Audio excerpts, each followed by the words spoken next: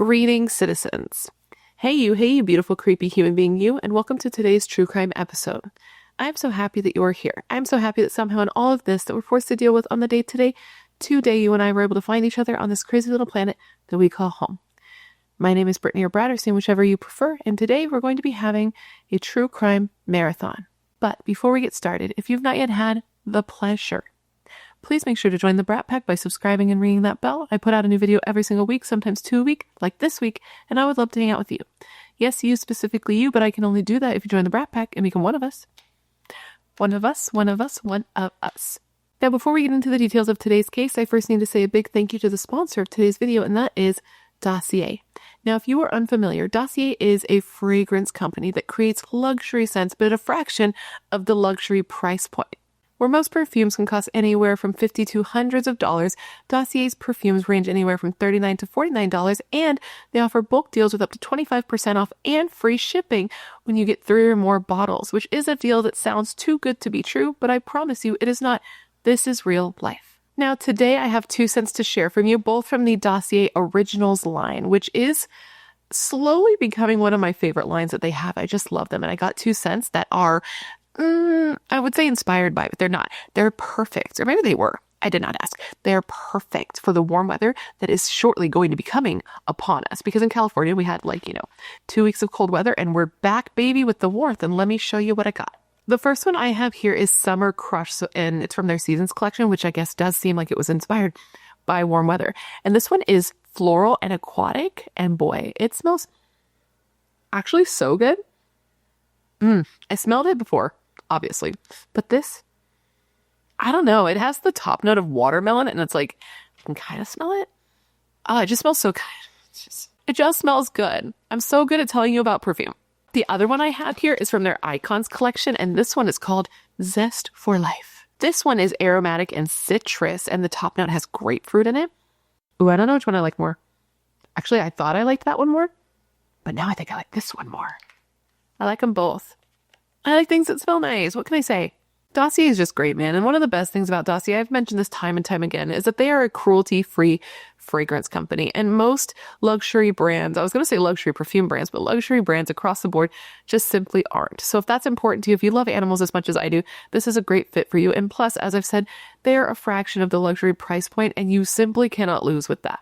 Anyways, I'm telling you all this because I have great news, and that is that Dossier is offering members of the Brat Pack 10% off of their order for a limited time with the code BRATTERSTEIN at checkout.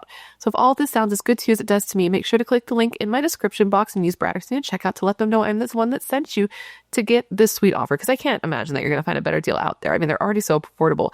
Plus, the bulk deals and the 10% off. This is legit. Too legit to quit. So if all that sounds as good to you as it does to me, again, click the link at the top of my description box and let them know I'm the one that sent you, and get your new favorite perfume or perfumes today. Now, I just want to say a big thank you to Dossier for partnering with me on today's video, for being my longest sponsor to date, and a big thank you to you guys for always being so supportive of all of my sponsors. You rock. Don't ever change.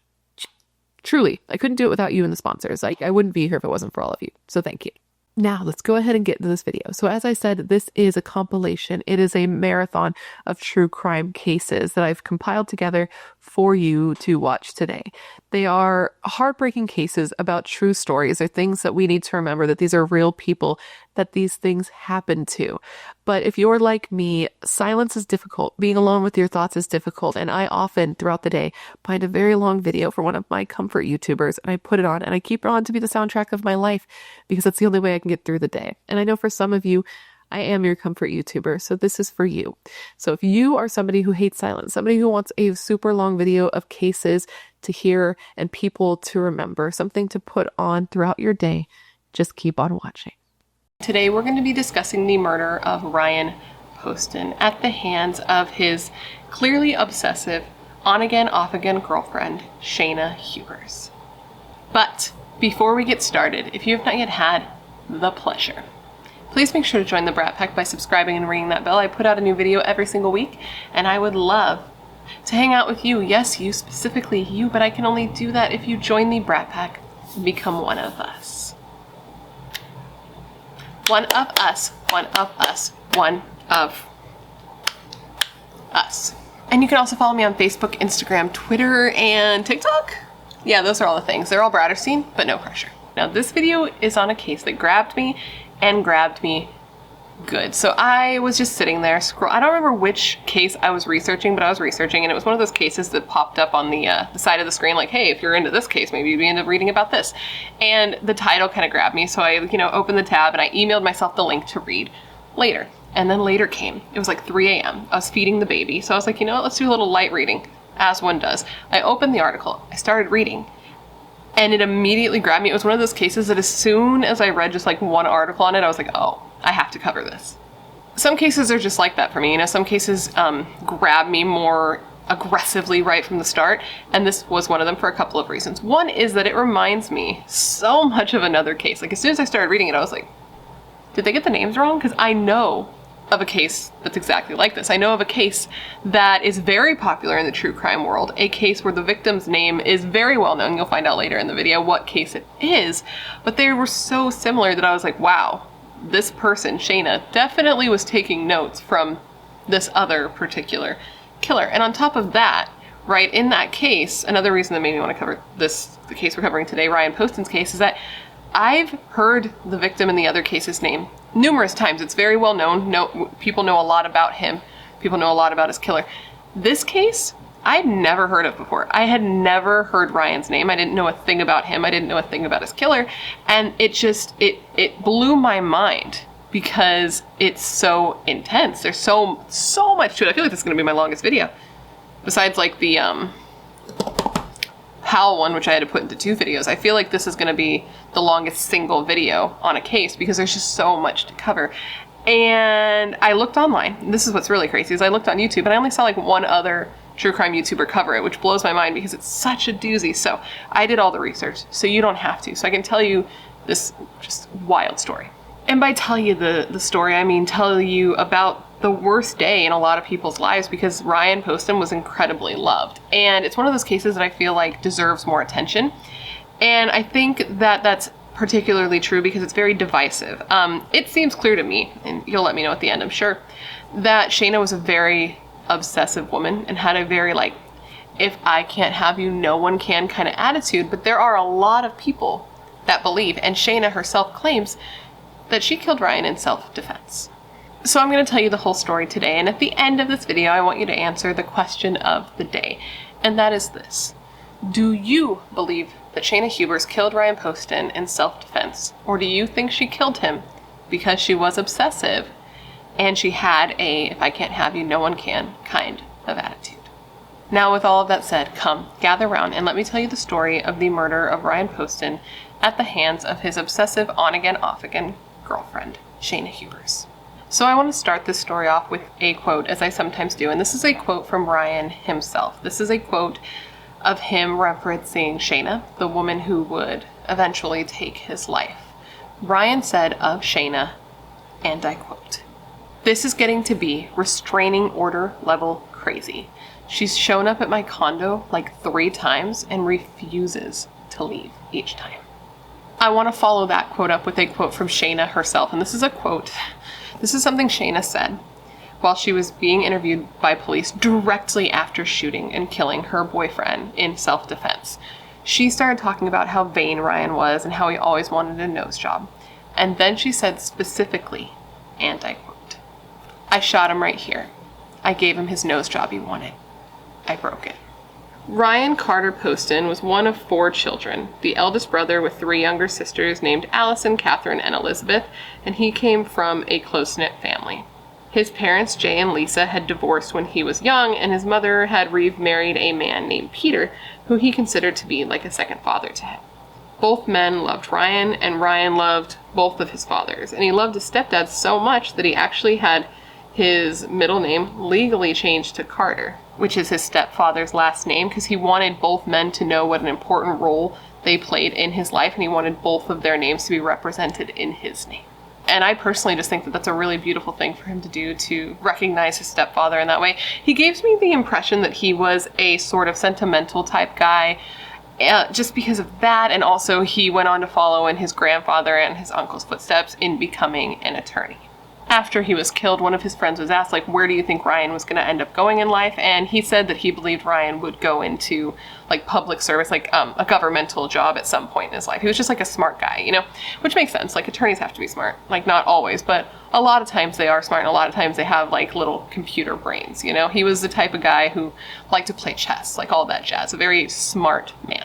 Ryan completed his undergraduate work with a triple major in political science, history, and geography. And before that, in high school, he studied at the International School of Manila in the Philippines and graduated from the Geneva International School in Switzerland. So he was a smart cookie.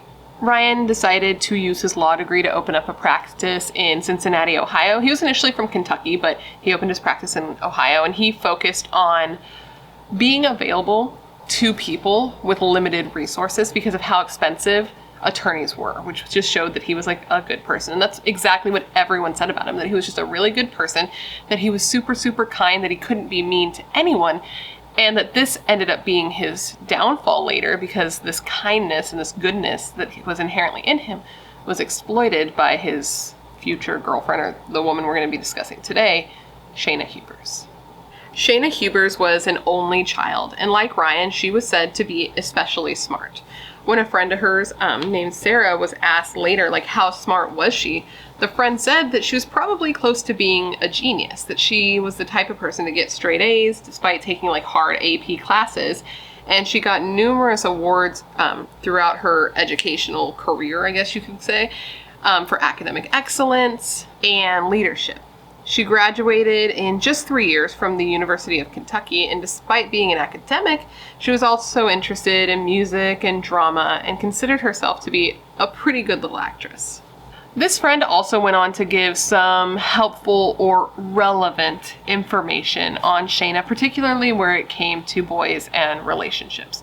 This friend said that Shaina, was known to have a flair for the dramatic, and that she was the type who took rejection pretty hard. If she liked a guy or was interested in a guy and he broke up with her or said he wasn't interested in her, she would take it really, really hard. She would cry, she would scream. She just had a hard time letting these types of things go. Now, I will say that I understand that, especially in high school. I understand that sort of dramatic, intense love feelings that you just can't let go. I get that 100%. If you were to judge me based on my high school experience and the way that I acted in high school, I wouldn't come out looking good either. But what's important here is growth and change, something that in this particular arena, Shaina seemed to have finally found, where she fell short, really. She did not grow, she did not change. I think you get what I'm saying, right? You get what I'm saying. Please tell me I'm good. Tell me I'm good. I feel like I'm stumbling over my words a lot here. My tongue seems to have not woken up with the rest of my body. Now, this immaturity when it came to romantic relationships really presented itself when Shaina started dating Ryan Poston. The two seemed to be sort of a unlikely pair.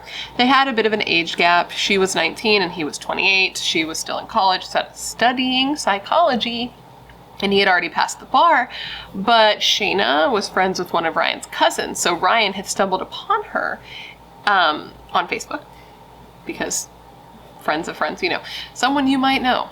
Never add those people, but he came upon Shaina and he saw some photos of her in a bikini at the beach where she was looking hot, and the two started up having conversations. They started getting to know each other a little bit. Now, I kind of think that this relationship and the fact that it moved so quickly was sort of a rebound kind of thing, because at the time that Ryan and Shaina started dating, he had just recently got out of like a serious relationship with this girl named Lauren. And then he gets on, he sees Shaina, they start talking, they start dating super, super fast. It just sounds like a classic rebound situation to me. So Ryan and his ex Lauren had met in a bar in 2009, and she said that he was the most beautiful thing she had ever seen in her life. And for her, it was love at first sight, and they were seemingly perfect for each other. Though Lauren was actually surprised that he wanted to date her at all, because she thought he was just so perfect.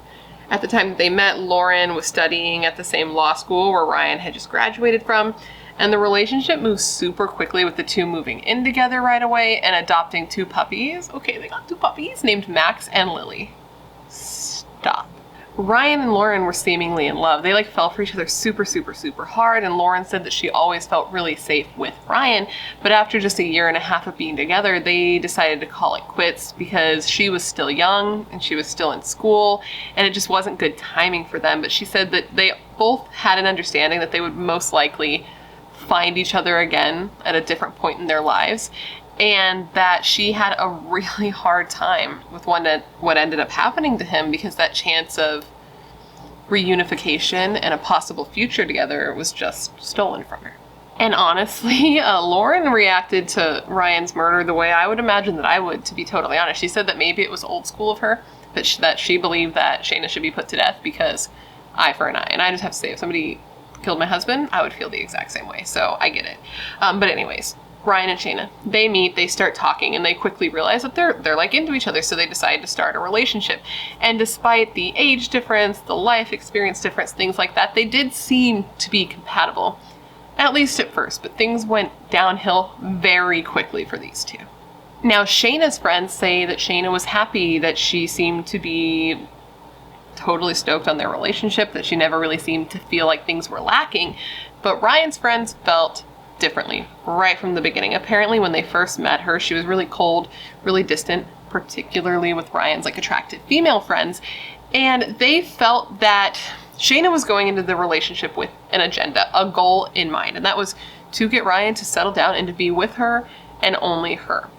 And since she was failing at this, it was making her frustrated. But Ryan wasn't in a place where he wanted to settle down. He was busy with work. He had just gotten out of a serious relationship. He wasn't looking to get married right now, you know what I mean? But it seems like Shaina was going into that with that in her mind, I'm gonna get this man to marry me.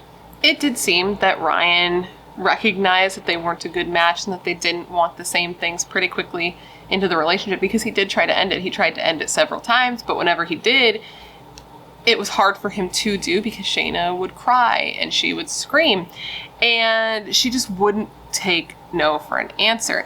And it seems that Shaina did know where Ryan stood and understood that he wasn't really on the same page as her, because she had even told a friend, and a lot of this was documented through text messages, there's a ton of actual physical proof for this. Shaina told a friend that she knew the only reason Ryan was with her is because she would cry so hard when he would break up with her, and that he just stayed with her because he felt bad.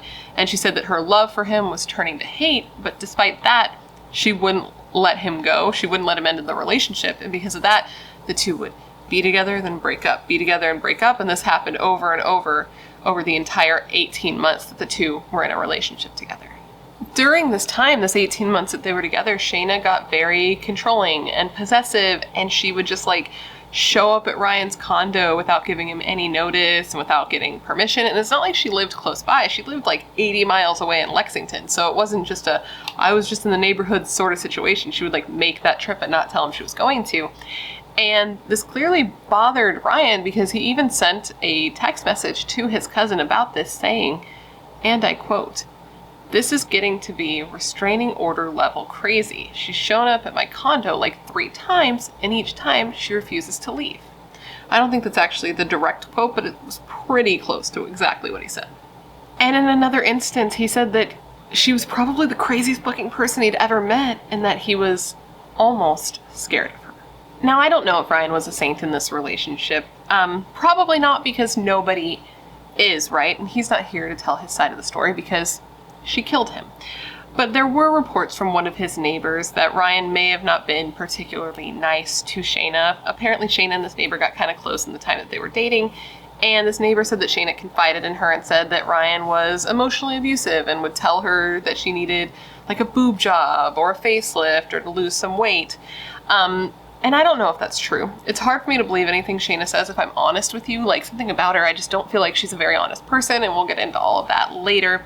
But this neighbor did say that she witnessed them having a really toxic relationship for months, that they would always be arguing and screaming, and she would hear it all the time. And she said that everybody has their breaking point. And when she was asked if she thought that Ryan had reached his breaking point, she said no, that she thought Shaina had reached hers. This neighbor was just under the impression that Ryan was playing a lot of mind games with Shaina. And was that true? I don't know. I wasn't there. It could be true. It's definitely possible. There are things later that could lead one to believe that. But even if he was, it's not a reason to kill him. And I just don't know how much of what Shaina says I believe, because, okay, another thing is that this same neighbor did say that Shaina had claimed that Ryan was physically abusive to her, that she would come outside after a fight and she would show her arms, and that the neighbor would see little marks on Shaina's arms. But one of Shaina's, cellmates, somebody who she was in jail with at a time, we get it, cellmates, cool. This cellmate said that Shaina admitted to them that she would hurt herself and then go outside and show the neighbors to garner sympathy from them. Now, people that knew Ryan did not buy what Shaina was selling. Like, of course, people can be different behind closed doors. People can be different with intimate partners. But everyone who knew him said that they had never known him to even, raise his voice. He just wasn't that type of person. One of his friends was asked, do you think it's possible that Ryan could have had a dark side that nobody knew about? And this person was like, no, dude. I've known him for 10 years and I've never even seen him so much as raise his voice. He's just a sweet, nerdy guy. With that said, is it possible that Ryan did play mind games with her and lead her on a little bit? I think that is possible. I think there are things that happen that could lead one to say that. For example, the night before he was murdered, Shaina and him were together. She had been over at his house, and the two of them had even gone to his parents' house for dinner, and then she had spent the night at his condo. And it's actually really sad because Ryan's mother was asked about her last time seeing her son, and she has to have the memory of the last time seeing her son, it being with Shaina there. And she's like, this girl ate at my table. And I just feel like that's really sad. But with all of that said, it does seem like this could be seen as him, playing mind games with her, because you don't want to be with me, then why are you taking me to see your parents, right? I can understand and recognize that. But it seems to me like they were playing games with each other, because Shaina also seemed to do a lot of things to try to get attention from those around her and from Ryan specifically.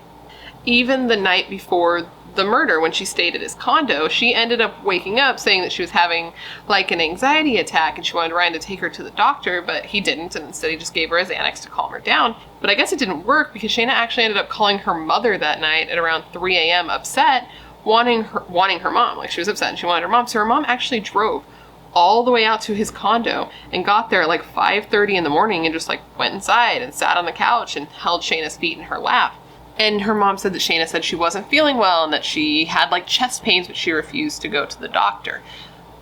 But even though she refused to go to the doctor, the next day, while she was out, she went out shopping with her mom. She was fine enough to go shopping. She was texting Ryan saying that she had gone to the doctor and they were giving her medication because her blood pressure was high, and she's so happy her mom took her to the doctor. But the prosecution said that this never happened. She never even went to the doctor. So this is just something that Shaina was telling Ryan to get him to feel sorry for her, or to stick around, or, to feel like this asshole guy if he was to leave her when she was, unhealthy, that kind of thing. And I just wonder how weird it was for Ryan to go to bed and then wake up and find Shaina and Shaina's mom just in his condo. I don't really know.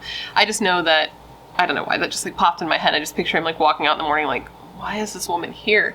But I guess Shaina and her mom were really close. Shaina's mom called her her best friend and her world. So that just makes it so much sadder, that Shaina's now in jail, and it just shows the ripple effect that something like this has. This was her only child, and now she's gone. She's in jail because of the stupid shit she did. How many people's lives can you ruin with this one selfish act? Obviously, the person whose life is ruined the most is Ryan's, because he no longer has a life. But you know what I mean? It just shows that this spreads far and wide. It's more than just the isolated incident of taking the life. So Shaina and her mom leave that morning. They go out together. They go shopping. She's feeling okay. Her heart, her chest pain. She's cool. At the end of that day, she dropped Shaina back off at Ryan's condo. Now, she wasn't supposed to be there. Ryan told her they didn't want to see her that weekend. That was a Thursday when she got there. She got there, they hung out, they went to his parents. She spent the night at his house. That's Thursday. Friday, she leaves with her mom, and he's like, cool, that's great. I need you to not be here. I got stuff to do. That was the situation. But Shaina showed back up, and this was a problem for Ryan, because Ryan had plans that night. He had plans to go on a date with another woman, and not just any woman. Ryan was going on a date with Audrey Bolt, Miss Ohio USA of 2012. She was in the top 3 at the Miss USA pageant, okay? She was the second runner-up, so she was pretty hot, to say the least. She found Ryan funny and smart, entertaining, and so she said she wanted to go on a date with him. She had recently got out of a relationship, and this was her way of sort of getting back out there. She and Ryan had initially planned on going over to his apartment, but had decided instead to meet at a bar just across the river in Ohio, and they were going to meet there at 9:30, but Ryan never showed up. It's actually, like, this whole situation is sad, but something about this note to me is really sad because, like, he was really excited to go on this date. He was so excited about the date that he told his stepdad about it. He went into work and he told his legal assistant, Lori, about it. He, like, walked in and was like, I got a date with Miss Ohio.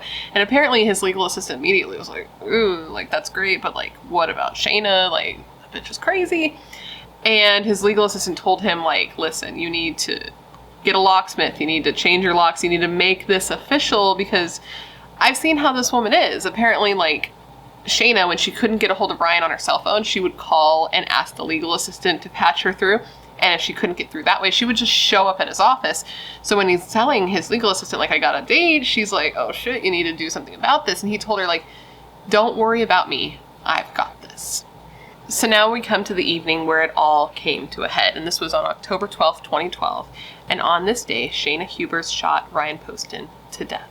Shaina claimed that she and Ryan had been in a fight and that he had physically picked her up and carried her out of his condo, and that she had ran back inside to grab some of her things, and that he had followed her inside and grabbed a gun off of the table, and that she had then grabbed the gun out of his hand and in doing so pulled the trigger.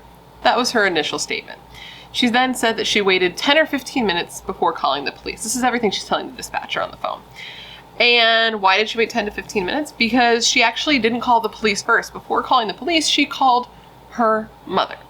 Now, her mother says she testified that Shaina was terrified, hysterical, and in shock, and that she told her daughter, like, call 911 and tell them exactly what happened.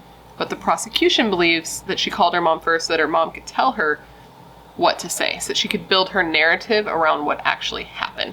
Now, I would love to know what you guys think down below, if you could leave it in the comments. Why do you think she called her mom first? Because I feel like there are a lot of options, and I just kind of want to know, when you first hear it, when it first hits your ear, what is the thought that goes through your head?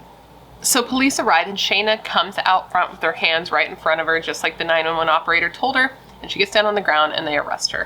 And while one officer is arresting her, another officer goes inside, and this is where they find Ryan dead next to the dining room table. He had been shot 6 times, and immediately Shaina claimed that it was done in self-defense. So she's taken down to the station, and immediately they think that she is being shady as hell, suspicious, as Miss Sarian says. So basically they sit her down, and she's like making a sound where it sounds like she's like crying or wailing or trying to make herself cry, right? And they're like, okay, cool, you sit here, we'll be right back. Everything's fine. She's crying. They walk out, they close the door, and immediately the tears stop. They describe it as like a light switch, like wham, wham, wham. They walk out, boom, nothing else. And she literally, like, I watched the clip. She's like crying. As soon as the door closed, she's just like, oh, and looks down at her nails. You've got to watch this clip. You can look it up on YouTube, where you are right now. After this video, go and watch that video, because I don't put clips in my videos like that. But go watch it. I think it's incredibly telling. Like, out of every video clip of all the things she did and said during her interview, something about that particular one resonated with me more than any other, because it's just so apparent that she's a fucking faker. From that moment, police knew that she was lying, that everything that she was saying was an act, that she was being a fake, so they really started to take notice. And they noticed that through the whole interview, she seemed like she was crying. She tried to make herself look like she was crying, but no tears ever came out of her eyes. They then tell her, like, okay, do you want to talk, blah, blah, blah, whatever. Policing. And she says she wants an attorney. So they're like, fine, that's cool. You can have an attorney, just know we can't ask you any questions, so that's going to be that. We'll get you an attorney.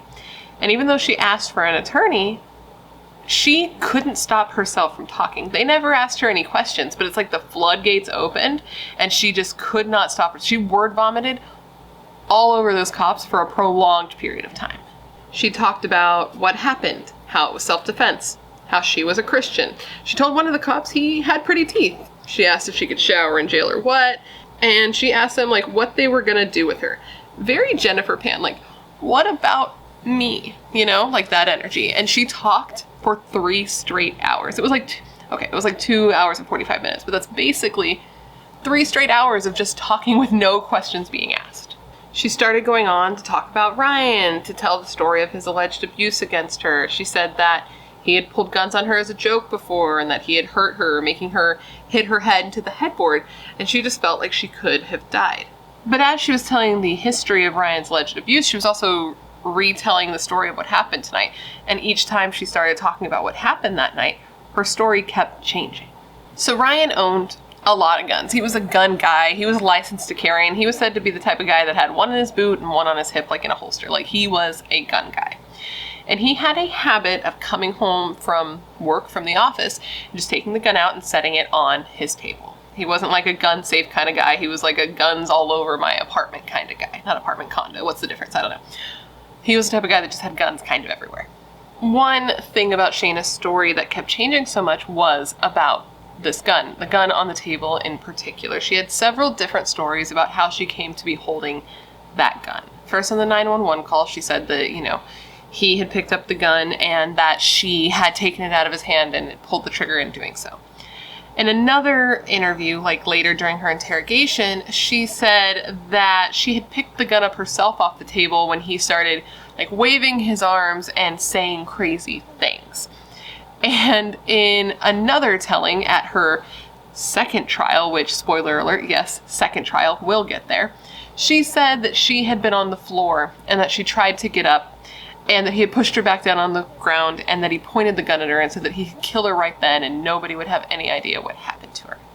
She said that she was shocked and scared and didn't know why she deserved this behavior. She said that he then put the gun down and kept saying hurtful things, and that she had been on the floor and she had gotten up and grabbed the gun and shot him because as she started to stand, he had started to stand and reach across the table, and that she didn't know if he was reaching for the gun or if he was reaching for her. But for this story to be true, the trajectory of the bullet that went through him would have had to have been from like a downward angle going up, right? Because she's on the ground, she's shooting upwards. But the trajectory of the bullets that hit Ryan were coming from an upward angle, going down through his body, like she was standing over him. So many things changed in Shaina's story, right? But the one thing that remained consistent is that Shaina shot and killed Ryan, and that she shot him 6 times, dude. She said that when she first shot him, he was laying with his face on the table and that he was twitching. And at that moment, she knew he was going to die, so she said she circled the table and then shot him again, this time in the head. And at this point, he fell onto the ground. And then she pantomimed this dude she literally got down on the ground herself. This bitch, I don't know. She said at this point his glasses were still on. She remembered that note, and that he was twitching again. So she decided that she wanted to make sure he was dead by shooting him several more times because she couldn't stand to sit there and watch him die. The prosecutor later said of this, and I quote, "He laid there helpless, and she walked over and shot him again and again and again. That's not self-defense." And Ryan had been shot several times. He was shot 6 times, and each shot was in a different part of his body. It's like she shot every side of his body. That doesn't sound like self-defense to me. That sounds like rage. So now I'm going to get into the things that Shaina said after she was arrested. And as I go along, I want you to comment down below who this woman reminds you of. What case this case reminds you of. Because as I was going through it, I was like, wait a minute. Where's the rum ham? No, I didn't say that. But I did say, wait a minute, what the fuck? This sounds super familiar. So though Shaina asked to speak with an attorney, she didn't wait for the attorney to get there. She just talked and she talked and she talked. And really, this girl should have waited and talked to an attorney. I mean, I'm glad she didn't. I'm glad she sunk her own ship, but she really should have, because she just couldn't shut the fuck up, man. She just talked and she talked and she talked. She talked about her relationship. She talked about Ryan. When she was asked how old Ryan was, she was like, "Oh, who? The guy I killed?" That's something you don't say. She went on to ask questions about jail. She asked, if she would be able to shower, if she would be able to keep her phone, things like that. And then she, laughed to herself and was like, "Oh, no one's gonna want to marry me if they find out I killed my boyfriend in self-defense. Oh, that's not funny." She was just she was on some shit, man. It's just such a weird thing to say, given the circumstances, right? Well, I mean, really, this is probably the only circumstances where it would make sense to say that, right? Because if you're not being arrested for murder. Why would you ask if you could, like, keep your phone in shower? So I guess it was appropriate for the circumstances, but it still sounded weird as hell. Like, police were still like, that's fucking odd. But that wasn't even the oddest thing that this woman would go on to say. She started talking about Ryan, and she started talking about how vain he was, and that if he had lived through the initial shooting, he would have had a deformed face, which he would not have wanted to have, and that he had always wanted a nose job. And then she said, quote, I shot him right here. I gave him his nose job he wanted. I broke it. And the police chief hears this and is like, what the fuck? Like, he didn't say what the fuck, but what he specifically said in response to this was, and I quote, my jaw dropped, you know. It was like, did she really just say that? That's a weird goddamn thing to say, Shaina. Miss Hubers? Like, what? Who does that? And then she just continued being weird. The officers were like, okay, we're gonna step out real quick. You hang tight. We're gonna go and digest the information you just gave and get permission to arrest you. So they walk out, and when they do, she starts dancing and twirling and seeming like proud of herself. She starts saying loudly to herself, like, yes, I did it. I can't believe I did that. And at the end of saying that, I watched the footage, and it looks like she looks right at the camera right after saying that to make sure that it's on, or to just, it seems like it was very performative. And speaking of informative, no, speaking of performative, she goes on to start singing. And what song do you think she starts singing while she's waiting to for the police to come back and interrogate her? Amazing Grace. Now, this is the point where I want you to pause the video and leave down below what case this reminds you of. What person this woman reminds you of. If you know, you know. As the kids say, IYKYK, right? Like, if you know, you know, because it's so, like, fucking on the nose, it's not even funny. So go ahead and pause this video and leave down below. Who is this woman trying to imitate? Jody fucking Arias, right? Like, I cannot. It's so, like, on the nose that it's not even funny. So police come back in and they're like, okay, Shaina, listen, here's what's going to happen next. We're going to be arresting you for murder. Obviously, you dumb bitch, you murdered somebody. And she's like, what degree? That was her response. So she was arrested, and I saw different reports on what bail was set as. A couple of reports said that bail was set at $1.5 million, and I did see a couple of reports that said that she didn't get any bail, so I am confusion. So a couple of days after Ryan was murdered, his family was given permission to, like, go into his condo. Like, it was no longer being seen as a potential crime scene, as a crime scene, not potentially, it was a crime scene, and it no longer was being treated as such. So his family went in. And his dad said that as he was walking through the door, he just pictured in his head that, like, his son's body being wheeled out in a body bag.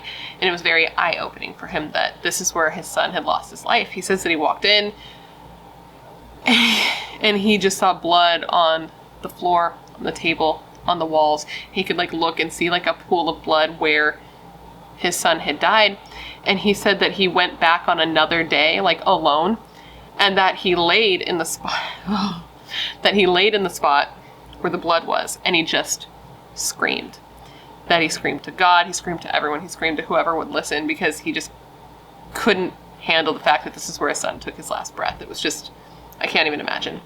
He says that he was the one who went on to clean the apartment and to clean up the blood, that he could have, like, afforded to hire somebody, right? But that he felt like it was supposed to be him, that he should have been the one to clean up his child's blood.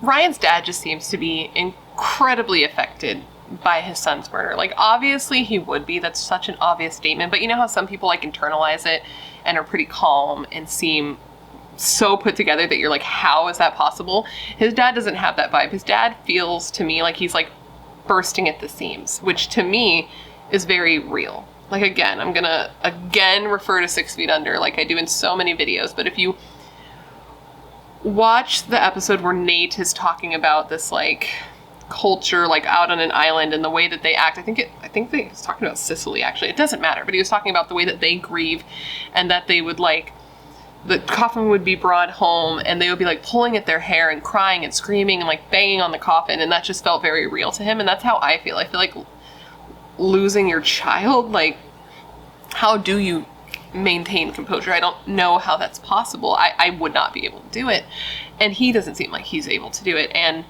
like, he just seems not stuck, I don't think that's the right word, but, like, sort of, like, some things about his life are frozen in time because his son is gone. You know, like, for example, when he got in Ryan's car for the first time after Ryan died, the CD playing the song Hallelujah by Jeff Buckley was in the vehicle. So now that's like the song his dad listens to. He hasn't changed that since getting in the car, because that's just like the last thing that Ryan was listening to. And he wears Ryan's clothes and his watches and his shoes because they're the same size. He even takes care of Ryan's little dog, and he says that he like loves this dog because he feels spiritually connected to his son through it. He just compares his daily experience to that of a parent who lost their child in a public place. That panic you feel as you search and you yell their names and you're filled with terror that they're gone. But for him, his child is gone, so that feeling never goes away. That makes my heart hurt. It took 2.5 years for Shaina's trial to begin, which is always so crazy to me. It's crazy to me that it can take so long for these trials to begin, so these families just have to sit there in limbo all this time, just waiting to get some sort of, not closure, because I don't think closure really exists, but some sort of resolution. And I think I've told you guys this. I know I've said it before. It just depends on whether or not you've seen the videos where I mentioned it. But when my friends were murdered, it took 10 years to get a conviction. So their families had to wait 10 years. And that's not super uncommon. And it's just crazy to me. At least Shaina never got out on bond, because can you imagine if she had gotten out on bond and then his family had to wait 2.5 years knowing she was like walking the streets free while they waited for trial to begin? I can't even imagine. Like, that's what I think of, and I'm like, damn, that would be fucked up. But that didn't happen, thankfully. And once the trial started, Shaina entered a plea of not guilty to her charges. The defense did the best they could to show that Shaina killed Ryan in self-defense, that she was a victim of domestic violence, and that she just did whatever she had to do to get out of that situation alive. The defense tried to say that Shaina and Ryan were an unmarried couple living together at the time of the murder. Shaina claimed that as the relationship developed, she had actually moved into his condo and had begun cooking, cleaning, organizing, sprucing up the place, and taking care of his dogs. But there was no proof that the two ever did live together, and it's thought that the only real reason that they tried to like push this narrative that they lived together is because that's the only way that Shaina could be considered to have had battered wife syndrome or to be a victim of domestic violence. I guess that's how the laws work in this state. Which I didn't know that. It's new information for me. You learn something new every day. The prosecution said that the motive was the complete opposite, that it wasn't Shaina that was trying to get away from Ryan, that it was Ryan trying to get away from Shaina, and that she just simply couldn't have that she would not let him leave, and that she was very much the tale as old as time. If I can't have you, nobody can. They said that for every one text that Ryan sent Shaina, she would send him 100. That's extreme. They said that she would log into his Facebook and she would block people, unfriend people, send them weird messages.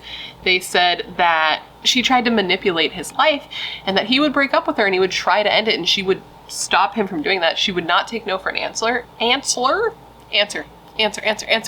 And she would not let him end the relationship. But he did try. He would tell her to stop texting him, tell her that he didn't have the patience to deal with it, tell her that he was turning off his phone, not reading her messages, padlocking his door, telling her that if she wanted to, she could tell people that it was her who dumped him. Like, if that would help her ego, she could tell people that and that he wouldn't dispute it. But she was like, that's great, that's cool. But instead of that, we're just going to stay together, if that's all right with you, because that's what I'm thinking that we should do. It got so bad that at one point Ryan even physically picked her up and removed her from his condo when she would not leave. Okay, that's how bad it got. And it was asked, like, Ryan was an attorney. Why didn't he just get a restraining order? Why didn't he do that to try to keep her away?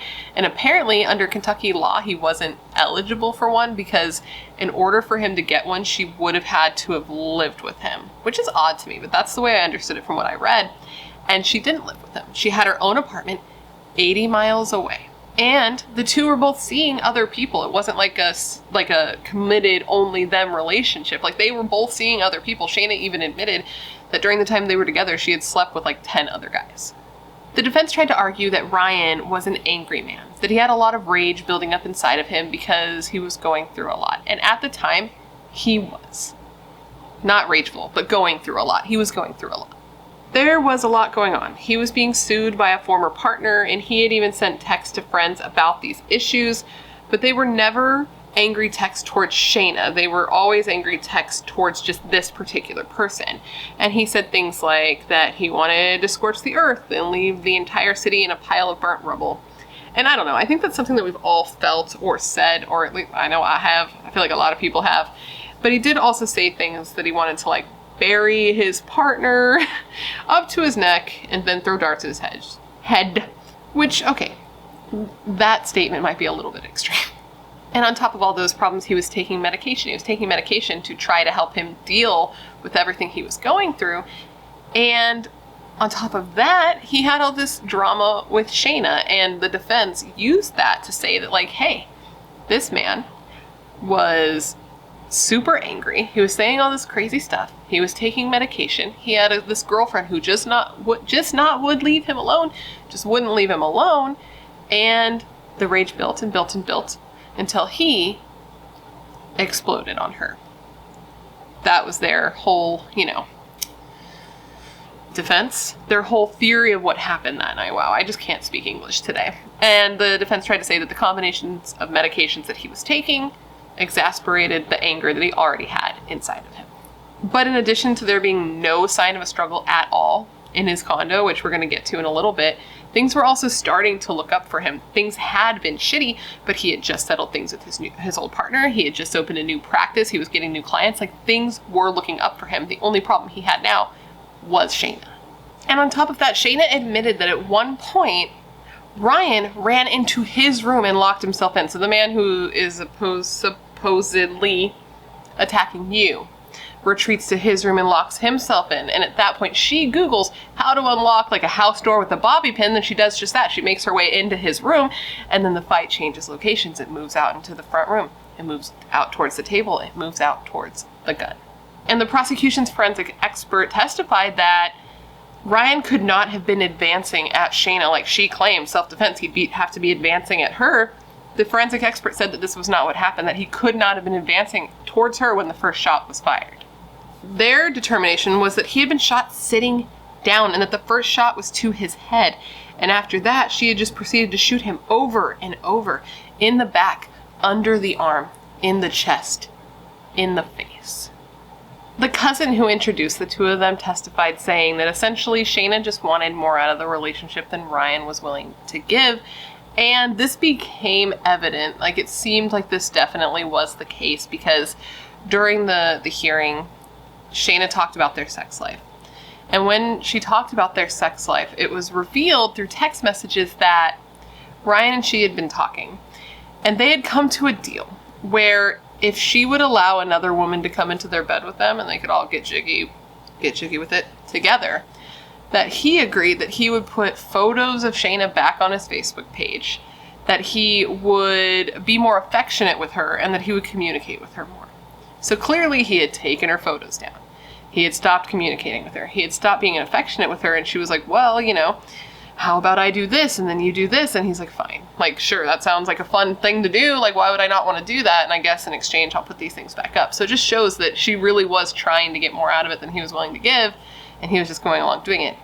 You might not think that makes him very nice. It doesn't sound like a very nice thing, but it doesn't sound like she was very nice either, and she was strong-arming him into staying in a relationship with her, and then killed him. So what's the greater evil there? You know what I mean? Like, I don't know. It's complicated. Relationships are just complicated. People who knew him just essentially said that she would wear him down. So it might seem like he's saying one thing and doing another, but it seems like he said one thing and did one thing over and over and over, and she would just be like, no, we're not doing that. And then eventually be like, fine, we'll do what you want to do, is the vibe that I got from their relationship, which sucks. And his cousin said that it got more intense over time, that it would just get worse and worse, and at this point he was already so far in. And he said that Ryan said to his cousin, this is the same cousin who knew Shaina and him both independently, he's like, yo, you need to talk to her. She has literally sent me 75 text messages in the last hour. The prosecution just brought forward a lot of witnesses that helped solidify their narrative of the way Shaina was. Besides his cousin, which we've already covered at length at this point, they also interviewed his stepfather. His name was Peter. And Peter said that he and Ryan were texting and they were talking, and that Ryan was really excited about his date with Miss Ohio, and that he was worried when Ryan told him about it because of Shaina. And Ryan was also worried that the date wouldn't even be able to happen because of how Shaina may react to it. And Peter said of this conversation with Ryan, and I quote, "I told him to make sure that he was kind to Shaina, and that he told her honestly what was going on so that she didn't find out later that he was out with someone else." The court also heard testimony from a friend of Shaina's, which is super damning when one of your friends testifies in a way that makes you look bad. And this friend said that Shaina had been fantasizing about killing Ryan long before she actually did it. That she had talked about how Ryan was an evil person and that Ryan didn't care about her. And that Ryan and her had been at a shooting range, and she had texted her friend saying that she wanted to turn around and shoot Ryan and then just pretend it was an accident. And this was just 2 weeks, less than 2 weeks, I believe, before he was murdered by her, before she actually did shoot him to death. They even heard testimony from one of Shaina's cellmates who said that Shaina would brag about what she did, brag about killing him, brag about shooting him in the face and giving him the nose job, and that Shaina even confided in the cellmate with what she planned to do with her defense. That she wanted to claim that she was temporarily insane, but that she was too smart to get away with that. That she had an IQ that was Einstein level, and that instead she was going to go after the battered wife angle. Go after the battered wife angle. I'm doing well at talking today. It is worth noting that this cellmate did not get anything in terms of compensation, time off, anything that was beneficial to them. They just said that they felt so bad for Ryan's family that they came forward with this information voluntarily. And speaking of Shaina's cellmates, it is worth mentioning that one of Shaina's old cellmates did an interview. I believe it was with a TV show. I didn't see the episode of the TV show. I just heard clips of the interview and snippets of it. But in this interview, Shaina's former cellmate said, and I would like it also on record that I found this article towards the end of my research and after I had already drawn my own conclusions on this case and had already drawn parallels between Shaina Hubers and Jodi Arias. Okay. Her cellmate said that Shaina was obsessed with Jodi Arias in that case. I guess when Shaina's trial was happening, even before the murder, that's when the Jodi Arias case and the Travis Alexander case was still really hot in the media, because she killed Travis Alexander in 2008, but it took several years to get a conviction, so it was still very heavily publicized at the time. And her cellmate said that whenever there would be news coverage played in the prison of the Arias Alexander case, that she would sit, she would watch it, and she would take notes because she was modeling her defense off of Jodi Arias's defense. Now, on the off chance that you don't know about this case, which I'm sure is not the case because if you're watching this video, I'm sure you've heard of Jodi Arias and Travis Alexander. Well, Jodi Arias killed her boyfriend, Travis Alexander. And once she did that, Jodi claimed that Travis was physically abusive to her. But there was no evidence of that, just like Shaina and Ryan. And Jodi claimed that she killed Travis in self-defense. A ghastly overkill, but it was self-defense, just like Shaina and Ryan. Now, the prosecution didn't doubt that there was a fight between Shaina and Ryan that night. How could there not be? It led to what it led to. But they do not believe that he ever abused Shaina, and the things that she says that he did to her didn't make sense and it didn't line up with the scene at all. Shaina says that he threw her against the arm of the couch, the chair, the bookshelf, the floor, but when police looked at the scene, it didn't appear a fight like that had happened at all. And the bookshelf that Shaina says that she was thrown into wasn't disheveled at all. And you look at photos of it and there are bullets, standing up, just standing up. If you were to hit that bookshelf, they would fall, but they hadn't, which led everyone to believe that she wasn't thrown into it like she said.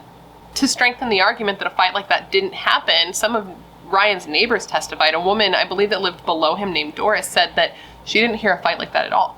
That she had heard a woman out on Ryan's balcony crying, followed by her walking inside and just immediate gunshots. She said she heard nothing else that night. No big fight, no huge argument. She said just the woman crying, her walking inside, boom, boom, boom, boom, boom, boom, and that was it.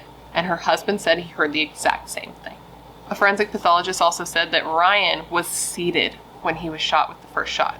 Okay, so he wasn't advancing on her. She was advancing on him. They could even tell that her killer wasn't even like standing still and shooting him from a distance. They were advancing towards him. Shot him 3 times, and then he fell to the ground, and she shot him 3 more times while he was on the ground.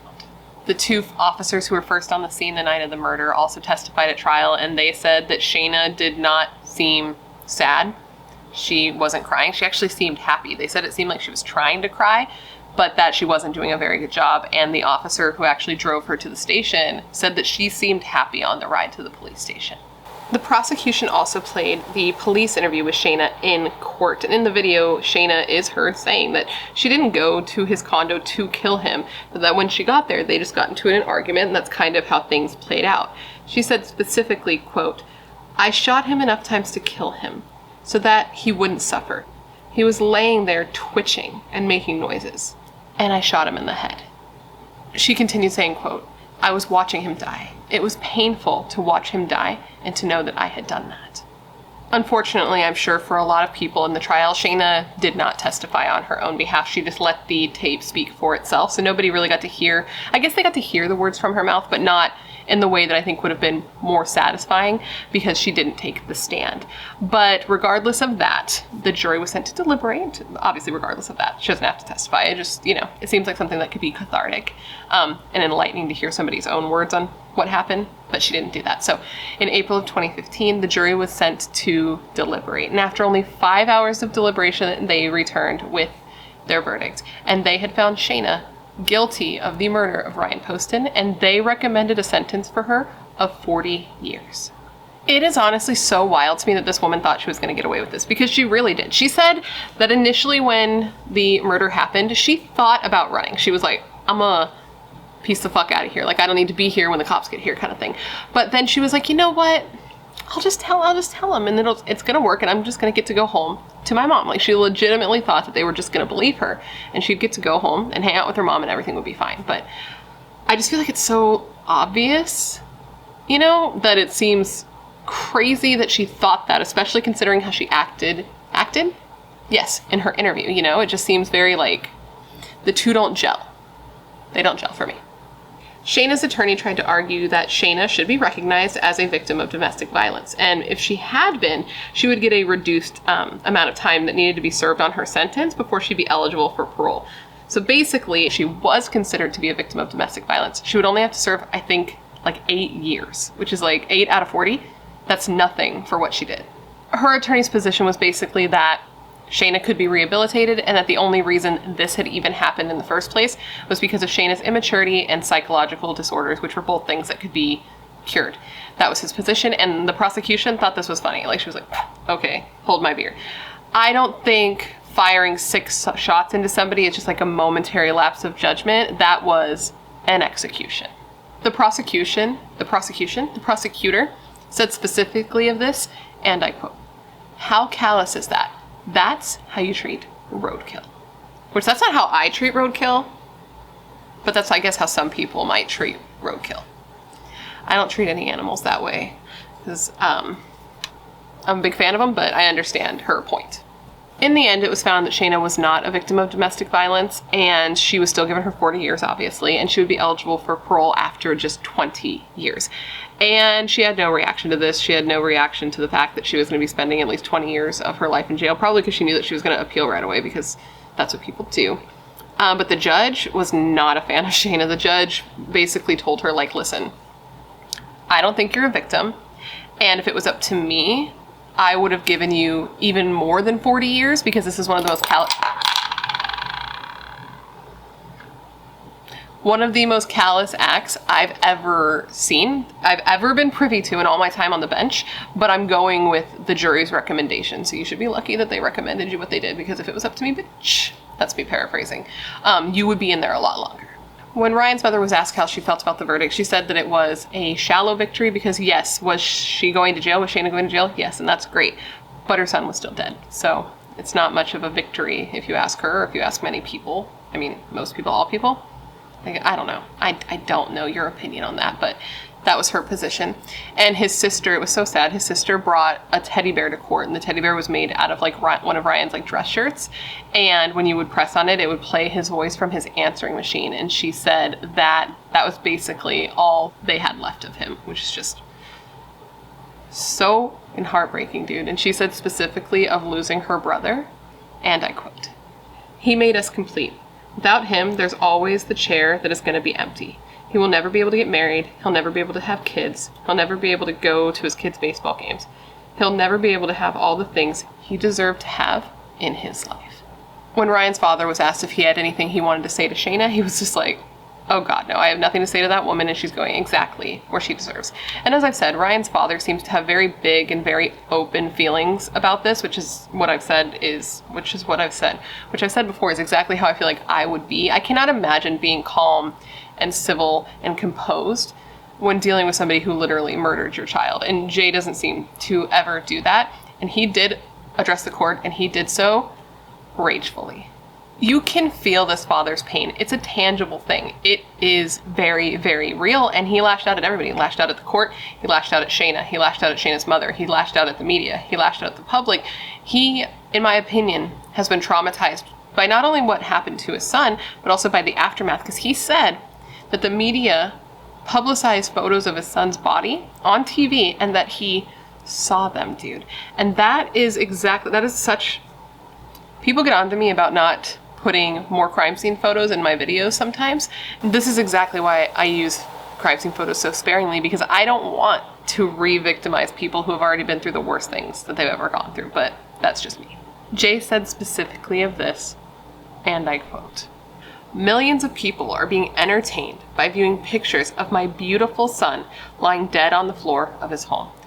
What a horrific violation," end quote. He added, quote, "Ryan did not ask to be murdered. He was a victim of murder. Because of this crime, we must bear witness to this invasion of his privacy and the theft of his dignity. This violation happens in the press, in the media, and even more egregiously in this very courtroom by the defense's strategy of personal destruction." And as I mentioned, he also lashed out at Shaina's mother. And this statement is very raw. It's very real. You can feel it. It's like, it gives me goosebumps even just thinking about it. It's something that you can feel. And as a parent, I have no idea how this man must feel. And I feel like the statement really, really does it. He said to Shaina's mother, and I quote, "Your daughter is sitting right there, breathing, laughing, and speaking. She may one day sit at your table for a Thanksgiving meal. Meanwhile, I wait in the middle of the night, every night, anguishing that I may someday forget the sound of my son's voice, the warmth of his embrace." That line just like fucks me up, man.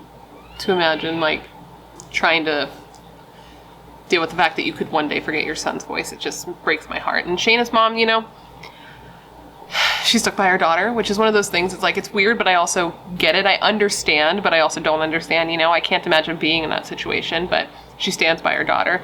And she said that her daughter's not evil. She has a heart of gold. She's a loving girl, that she's just like her mom, and she wants the world to know that. I don't know. I don't know how I feel. It's really complicated. I can say that. And she says that she loves her daughter, and she will fight to help her until her last breath.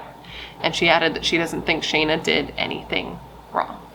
Now, Shaina did appeal her conviction, like almost immediately. She was found guilty in April of 2015 and sentenced just a few months later. And by August of 2016, so the following year, her appeal had already been granted and her conviction was overturned. Bro, I know. Apparently one of the jurors was a convicted felon, and per Kentucky law, a convicted felon cannot serve on a jury. So this gave the defense all the ammunition they needed to get a new trial, right? Like, why did this guy even get a summons? That's really the question. If he can't legally be on a jury, why did he get a summons? Please answer this question for me. Why did he get a summons? That's stupid. It's dumb. It's dumb. Apparently what happened was that this man fell behind on his child support payments 20 years ago, and didn't remember that he had pled guilty and that he had a felony on his record. I don't know if I believe that that's true, but that's what he said. And this is what's so crazy about this. Like, this is one of those what are the odds moments. The only reason this even came out is because one of the attorneys that was working with Shaina on her appeal saw the list of names, the jury's name, and she saw his name, the attorney, and she recognized this name because she realized that she represented him back in 1992 at his own hearing. Like, what are the odds of that? So that's how she was like, oh, well, I know he's a felon because I lost that case. It is so annoying that these cases can be thrown out on such teeny weeny little insignificant things, but they can, so here we find ourselves. Shaina's second trial began in August of 2018, and in the second trial, Shaina gave very explicit details on her and Ryan's sex life, and also, again, tried to claim that she was abused both physically and sexually. She said that she and Ryan were into sadomasochism. I think that's how you pronounce the word. My mouth just doesn't work. It doesn't know those letters together. And she said that sometimes she felt like it went too far, and when she'd tell Ryan to stop, he wouldn't. However, texts were revealed that showed that Shaina was the one who would bring up doing these types of things, and that he straight up was like, I don't think I'd be into it. A psychologist for the defense who evaluated Shaina diagnosed her with narcissism and low self-esteem, but she was also diagnosed by another doctor as having unspecified bipolar disorder. Whatever unspecified bipolar disorder is, I don't know how that differs from normal bipolar disorder, but that was her other diagnosis. This doctor said that Shaina had the type of personality who would not handle rejection well. Flat out, it would not be an easy thing for her to handle. And when the prosecutor asked her, so were you rejected by Ryan then? Were you rejected by him then? She tried to kind of argue it he said that I don't handle it well, and she's like, no, but were you rejected by Ryan? And she said yes, but if that was motive for murder, there would be a graveyard full of men. But to me, it does feel like Shaina was rejected, and that she feels resentful just based on the things that she has said. I'm going to now read to you this little bit of a thing that she said, right? I'm going to now read to you this little bit of a thing that she said, which I think illustrates this pretty well. It's sad when someone pushes you away and pulls you back in, and pushes you away and pulls you back in. There were times when he had my head going in 10 different directions to where I didn't even know if he was my boyfriend or not, or what he was to me.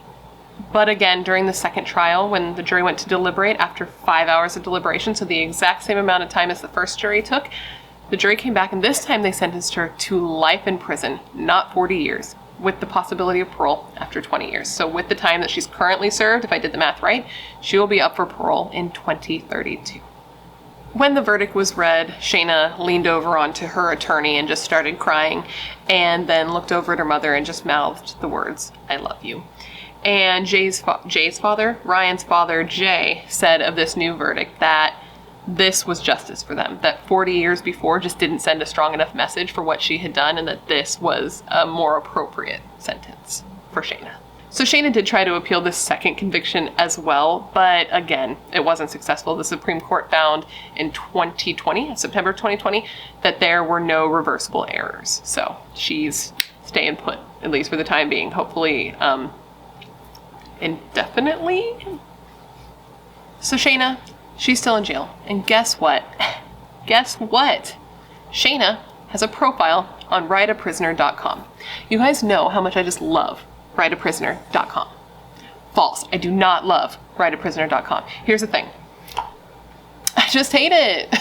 Now, I did get some comments on my Mickey Shunick video that not all people in jail are murderers, and that there are people in there for non-violent offenses, and that people should be able to have this privilege because they're not violent murderers. So for clarity, I don't think that murderers should have this privilege. I don't think cut and dry, black and white, this person killed this person, murderers should have that privilege. That is my position. Shaina has a profile where she talks about herself, she talks about her education, her love of music, saying that she taught herself guitar in prison. She describes her physical appearance, saying that she is, quote, a tall and thin brunette standing at 5'9" and 115 pounds with lots of long, wavy, golden brown hair, steel blue doe eyes, and a wide, bright smile on a heart-shaped face. Ugh. Lose me with that description. She also says that she's grown and changed a lot in her time in prison, that she's not the same 21-year-old murderer that she was at the time that she killed Ryan. She says that no one can know what she's been through besides her, and she says that she has had a hard time since being in prison. She says specifically of this, and I quote, "It can be hard to be judged by false conviction theories in the media used to obtain television ratings and a conviction and maximum penalty in court."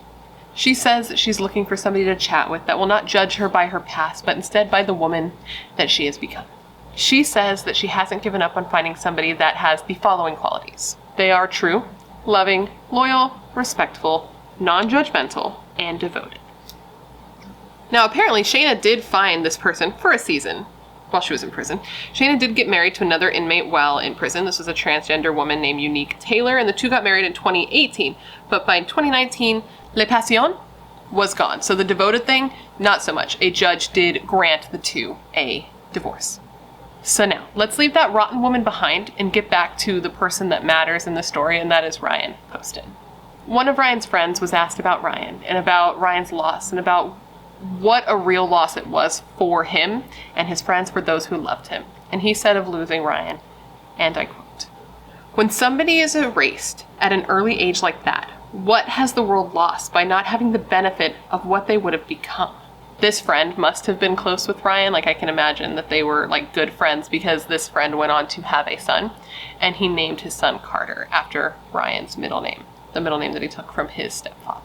Ryan's family went on to set a memorial scholarship up in Ryan's name called the Ryan Carter Poston Memorial Scholarship, and it's given out to a student at the Blessed Sacrament School in Fort Mitchell, and this is where Ryan attended grade school.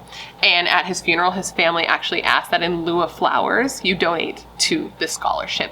And at the time of the article that I read, about $70,000 had been donated from close to 200 different people. His family said that each year the scholarship would be given to one sixth grader from the school who demonstrated, quote, "compassion and caring for others," like their son Ryan did. Ryan's family said of this scholarship, and I quote, "The Ryan Carter Poston Memorial Scholarship is a way for our families to honor the memory of our murdered son and brother. We are devastated to lose our son in such a senseless and horrific manner, but this perpetual scholarship to an organization that shaped his character will continue his good work for a long time to come." Ryan's father wants his son remembered not just for what happened to him on the night that he was killed, but remembered for all the tremendous things that he did during his 29 years of life. Now, I want to end this with two quotes. We started with two quotes, now we're going to end it with two quotes, and these are quotes from Ryan's father and Ryan's mother. Ryan's father said of his son, and I quote, "Ryan was my world. When people would ask me about my child, I wouldn't say he was beautiful, even though he was, or was brilliant, even though he was. I would say my son has a kind heart." Now a quote from Ryan's mother, Lisa. She said of her son and of being his mother, and I quote, "I can tell you one thing. I was the luckiest woman on earth for 30 years. And with those quotes, that, my friend, is the story of the murder of Ryan Poston at the hands of his obsessive, on-again, off-again girlfriend, Shaina Hubers. I know that that's just so much information, and there's just two things that go through my head. One, that it's just so fucked, and two, that it's just so sad. It seems very clear that this relationship was super fucking toxic, and it seems clear to me that Ryan recognized this and that he did what he could to escape it, but he just wasn't able to. And I doubt he ever actually thought it would come to this kind of point. Like, who could ever really think that?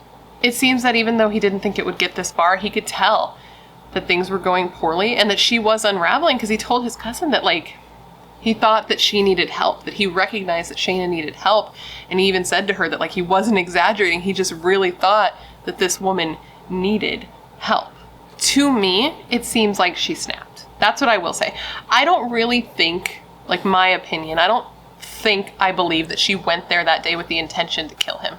I think that she went there. The way I can picture it going in my head is that she went there, and when she showed up, he's like, "What the fuck, man? Like, I told you I didn't want to see you this weekend. Like, this isn't a good time. I have plans." And maybe at this point, he really told her, like, it's really over. Maybe he told her about the date. He's like, "Listen, I need you to go. This isn't happening anymore. I have a date tonight. I'm sorry. I'm not trying to hurt you, but I've told you I want to end this, and you're not letting me." And I think that she was obsessive for sure and possessive, but I don't think that she intended to kill him when she got there. I think she heard this. I think she took all that information. I think she went out on that balcony and she cried and she cried and she cried. And then she went back inside and she just picked up that gun. I think, not that it's any sort of excuse or justification, but I think it was just too much for her brain. I think that she was realizing that he was serious, that it was over, and she just couldn't have that happen. And I also think she's the type of person who just like needs attention. I think she needed Ryan's attention. Now he was going to be putting that somewhere else. I think that her need for attention is why she would tell his neighbors that he would abuse her. I think her need for attention is why she told him, Ryan, that she had blood pressure issues to get him to like care. And according to one of her cellmates, like to illustrate that she really likes attention, one of her cellmates said that she would like walk out of her cell naked in front of the guards, or that she would come out in like just her underwear and a white tank top with no bra to walk in front of the male guards just to get their attention. To me, I think we were dealing with a narcissist who really was the main character in her world. And she was the type of person who thought she deserved everything she wanted. And when the one thing she wanted, which was Ryan, was out of her reach and she couldn't do anything about it, I think that she snapped and she couldn't take it. And I really do think she was the type of person that was like, if I can't have you, nobody can. And now, considering everything I've told you today, the question of the day. Do you think that Shaina Hubers killed Ryan in self-defense? Or do you think she killed him in a fit of rage because he was ending the relationship? Let me know down below. And while you're at it, please let me know, why do you think that she called her mom, man? Like, I'm stuck on this. Why do you think she called her mom that night before calling the police? Do you think it's because she freaked out and she really just wanted to talk to her mom because that's her best friend and she had just done something that shocked her? Or do you think she was trying to come up with what to tell police? Or if you have a completely different theory, let me know down below why you think she called her mom, is my point. But anyways, guys, that completes this video. I hope that it made sense. I feel like, please be nice in the comments, but I feel like I fucking could not speak today. I hope it made sense. I put so much work into this video and I feel like I've just fucking, like, just sucked. I feel like I sucked today. I feel like today wasn't a good day for filming, but I mean, with my tiny boss, I have to film when I have the time. I have very select days and times when I can film. It's like almost 9 p.m. right now, and I usually film in the mornings. I just feel like I was all over the place. So I hope you found it interesting and informative and it gave you all the information you would want when looking into this case, because it is an important case worth remembering. And of course, thank you for remembering Ryan Poston with me today. To me, he just sounded like a nice guy. He sounded like a good guy, a good friend, a good brother. It seems like he's really, really missed, and it really seems like he had like his whole life ahead of him. He was like a smart, handsome attorney. Like, everything could have gone up. It really seems like the only issue he had was his love life, and it seems like he was taking steps towards improving that portion of his life, and he just didn't get the chance to do so, and I think that that is really sad. It's a real fucking waste, and I feel so, like, to say the least, Jesus Christ, and I just feel so bad for his family. I cannot imagine how they feel. Today, we're going to be discussing the brutal, horrifying, and absolutely pointless ambush and murder of 32-year-old Brandon Duran. But before we get started, if you have not yet had the pleasure, please make sure to join the Brat Pack by subscribing and ringing that bell. I put out a new morbid makeup video every single week, and I would love to hang out with you. Yes, you, specifically you. And so would Bow. So go ahead and do that. Join the Brat Pack and become one of us. One of us. One of us. One of us. And of course, you can follow me on Instagram and Twitter if you want. They're both BRATTERSTEIN, but there's no pressure. Okay, so now that we're done with the self-promotion, this case, and this is going to be a gnarly one. This is an incredibly intense case that I'm surprised that more people haven't discussed on YouTube, because the crime was brutal, the story is horrible, and incredibly upsetting. Now, this video is also going to be a bit more on the personal side, because I had the incredibly unique and valuable experience of speaking to one of Brandon's family members before finishing my notes on this case. I got to speak to Brandon's younger brother, Garrett, and I found that to be incredibly insightful in seeing who Brandon was as a person, as a brother, as a father, as a friend, and not just as a victim. Because as you know, if you've seen any of my videos, I prefer to highlight the person's life and the life they lived and who they were, and not just how their life tragically ended. So I'm incredibly thankful to Garrett for giving me that opportunity to kind of know his brother in a way that otherwise I would not have, because I never met him, obviously. Jesus Christ. I'm just thankful for the insight and the opportunity, and I don't know for sure if Garrett's gonna watch this, but if He does. Thank you again, Garrett, for helping me know your brother a little bit better and being able to tell other people about your brother in a more thorough way. With all that said, I should probably get into telling you guys the details. So come, gather around and let me tell you the story of the completely senseless and horrible murder of Brandon Duran. Brandon Duran was born June 24th, 1980, making him a Cancer. He was born to parents Cindy and Mark, and Brandon was given the middle name Mark after his father. Cindy and Mark were married at the time that they had Brandon, but separated shortly thereafter in 1983 and agreed to share joint custody of Brandon so he could have both of his parents in his life. So he spent time going back and forth between New Mexico, where he spent most of his life with his father, and San Diego to be with his mom, his new stepdad, and his little brother Garrett, who was 5 years younger than him, being born on May 15th, 1985, making him a Taurus. Brandon was a silly kid, but a laid-back kid. He was the type who didn't really need to be the center of attention, whereas his little brother Garrett was more goofy and typically was the one everybody had eyes on. But as Brandon got older and became a teenager, he became more of a wild child. He was a little bit fearless, and Garrett really looked up to and admired Brandon. Brandon was 5 years older and was seen as like the cool brother, the rugged brother, the punk. And Garrett wanted to be just like his big brother. And even though they didn't get to spend as much time together as kids as they would have liked, with the parents having joint custody and Brandon going back and forth, the two were incredibly close throughout their lives, and that lasted into adulthood. Though the distance was a bit of a setback with Brandon spending so much time in New Mexico, it didn't really affect their closeness. Family was everything, blood was everything, and when they were together, they would take advantage of all the time they had together. They'd go to shows together, they'd experience music together, and they were just friends in addition to being brothers, which is an awesome thing to have with your siblings. Garrett describes his brother as a natural leader. He described him as a combination of Adam Sandler, John Bender from The Breakfast Club, which, side note, I can totally see that. Even physically, he resembles him to me. I can see it physically. But anyways. He also said that he was very similar to Billy the Kid in Young Guns and Nicolas Cage in the way that he was animated, especially in the movie Valley Girl, and Glenn Danzig. He said if there was ever a movie to be made about his brother, he'd have to be played by Charlie Hunnam, that he was similar to his character in Sons of Anarchy, but with a better fashion sense.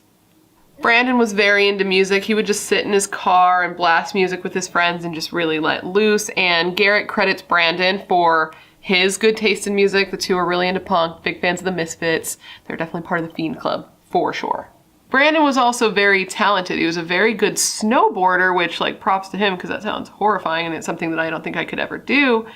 And he was so good at it that this actually prompted one of the first pivotal moments in his life. And in 1998, when he was 18 years old, he moved to San Diego full-time where his mother was and was chasing his dream to be a professional snowboarder. Apparently he was really, really good, and he was even sponsored by like brands. Like, he was a good snowboarder. Which, how awesome must it be to be good at something and also love doing it, right? Like, that's not always the thing. That's not always the case. In addition to loving snowboarding, he was also pretty good and pretty interested in metalworking. Apparently this was something that his father did, and because him and his father were like very close, they spent a lot of one-on-one time growing up, just the two of them, they were incredibly close, and he wanted to follow in the footsteps of his father, so he got very interested and very good at metalworking around the age of 21. In addition to following his father's footsteps in the metalworking, he also was very into motorcycles, his father was. So later in life, Brandon also became very into motorcycles, and when he was growing up, his dad was already grown up, clearly, Jesus Christ, he would teach him how to build motorcycles. So this was like a big part of his life as well. Speaking of his father, Mark, apparently another big pivotal moment in Brandon's life was when in 2005, his dad sadly died of blood disease. Apparently he just went in for a liver biopsy, and he never got better. They immediately found something wrong, and it all happened very quickly, and this was devastating for Brandon. As I said, they were very close, which is such an obvious statement that you would be devastated by a parent's death, but they were particularly close, so this crushed him, and he went into a pretty bad depression. He stopped snowboarding, he stopped doing other things he loved, and he seemed to sort of lose a piece of himself when his father died. After his father died, as I had said, he was into metalworking. He actually made an urn for his father's ashes, which was, I think that that's such a sweet thing, such a personalized thing for him to do. And that's what he kept his father's ashes in his home. And he also took to wearing this pin on the collar of his jacket that was a guardian angel that his father had made him out of metal on. It looked like a vest, like a denim vest, and he would wear it all the time. And on the bottom of the vest, like around the bottom, there was a bunch of little pins. And of course he had to have a Misfits pin on there as well. And I think that's, I don't know. I feel like I can relate to him as a person in a lot of ways. I have that denim vest with all those pins. I don't know, guys. This one just bums me out a lot. So that's that on that. After grieving for a while, Brandon decided that California wasn't for him anymore, and he actually moved to Las Vegas, Nevada. This is where a lot of his father's friends lived, a lot of his like biker friends. They were in a group called the Banditos, and he went down there to become close with people who were the closest with his father, and in turn, he felt closeness with his father. Being around the people who knew him best and loved him most helped him feel like he was in turn closer with his father, if that makes sense, which I think it does. I think I explained that as correctly as I could. Anyways, while there, he got a job in construction, but all of his free time was spent hanging out with his new friends, really into that whole biker life. So while hanging out at a biker rally, which is like, I guess, a place where a lot of people who ride motorcycles hang out together. Yes, if you know biker life, please God tell me. Because I don't. My grandmother would be so disappointed because she was like very, very, very much a biker chick, but I'm a vanilla little LA bitch. I don't know what to tell you. Anyways, while at one of these rallies, Brandon met the woman that would one day be his wife, a 23-year-old girl named Amber Andrews. Brandon was crazy about her. She had the whole pinup girl look to her with black hair and blue eyes and blah, blah, blah. She was mysterious and uninhibited, and she was the type of girl whose role model was Baby from House of a Thousand Corpses, which, like, good movie, but maybe not the best role model. She was all the things he wanted, and he became just all about her, even saying that he believed that his father had brought her into his life, which just makes me sick, honestly, and sad. That's a little bit, it hits me in the heart. But Brandon was just a hopeless romantic. He didn't want to date. He wanted to date to find a life partner and to be in love. Things moved quickly with Brandon and Amber, and within no time she was meeting the family. And when they met her, they liked her fine. They thought maybe she seemed a little bit damaged, but Brandon had explained that she had had a really rocky childhood. And it's actually so effing sad because Brandon's mother in an interview said that she felt sad for Amber and her childhood, and she felt like she could help Amber by loving her unconditionally. By April of 2006, the couple, both being 24 years old, found out that Amber was pregnant. And at this time, they had been together less than a year, but Brandon was so stoked. He loved his dad, so he loved the idea of being a dad and wanted to be exactly the kind of father that his father was. So almost immediately, the two decided they were going to make it official, and they set their wedding date for June 6th, 2006. 666. This date was chosen by Amber. She said that it was always her life goal to get married on 666, which, like, I know some people are going to be like, demon, right? Which, yeah, she was, but that's just honestly a little bit metal that they chose to do that, and that Brandon was like, hell yeah. Though Brandon was having cold feet about the marriage to Amber, he was just like a stand-up guy, and he wanted to do what was best for his future child. He wanted to make sure that they had a whole family. So the wedding day was actually a really happy day. Brandon invited his friends from California to come down to Las Vegas to watch the two get married. They got married at the Little White Wedding Chapel in Vegas, which is, I've actually been there. Two of my friends got married there. But anyways, Brandon and his friends and his family were standing in the parking lot having a couple beers before the wedding started, and then a white limo pulled up and Amber climbed out in a black wedding dress that she had made herself. Now, during the ceremony, as Amber gave her vows, talking about how she would love and cherish Brandon always. Garrett, who was Brandon's best man, which is very sweet, and his mother Cindy both said that Amber looked like a black widow.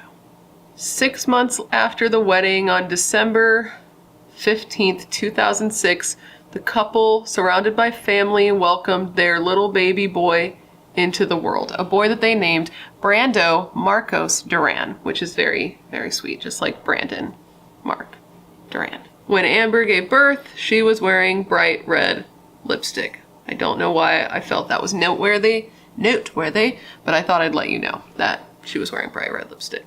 So after Brando was born, things were tough for the couple. Nothing can really prepare you for being a parent. Like, you can think you're all ready, you can think you know what it's about, but once you have a kid, it's different. I don't have any kids, but I've seen it. It's hard work, okay? And though the family had their sweet moments, they definitely did, like on Christmas, on Brando's first Christmas, because he was born in December, they like decorated cookies for Santa, or excuse me, put out cookies for Santa?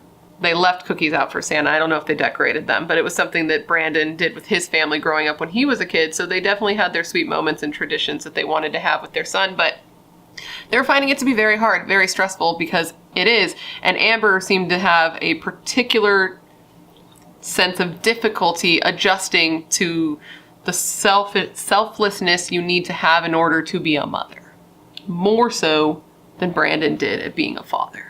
The couple decided that Amber would stop working as much and she would be a stay-at-home mom to Brando, which meant that Brandon had to really step it up, work more, work harder in order to make sure his family had, a roof over their head and food in their bellies. This is when the relationship started to get particularly difficult, and Amber started to feel, she was a party girl, okay? This was a party girl by nature. You'll see photos of her. You can just tell by looking at her. I can tell the type of person she is by looking at her. And she was a party girl, so the isolation and the sense of isolation, the just being alone in general, motherhood is lonely. I'm not gonna lie about that, but she was having a lot of trouble with it. So as soon as she was done breastfeeding and she was able to start going out and drinking again, she took full advantage. Which, don't get me wrong, it's fine to be a parent and go out and do stuff, but she's an asshole, so I don't really care if I badmouth her a little bit, in my opinion.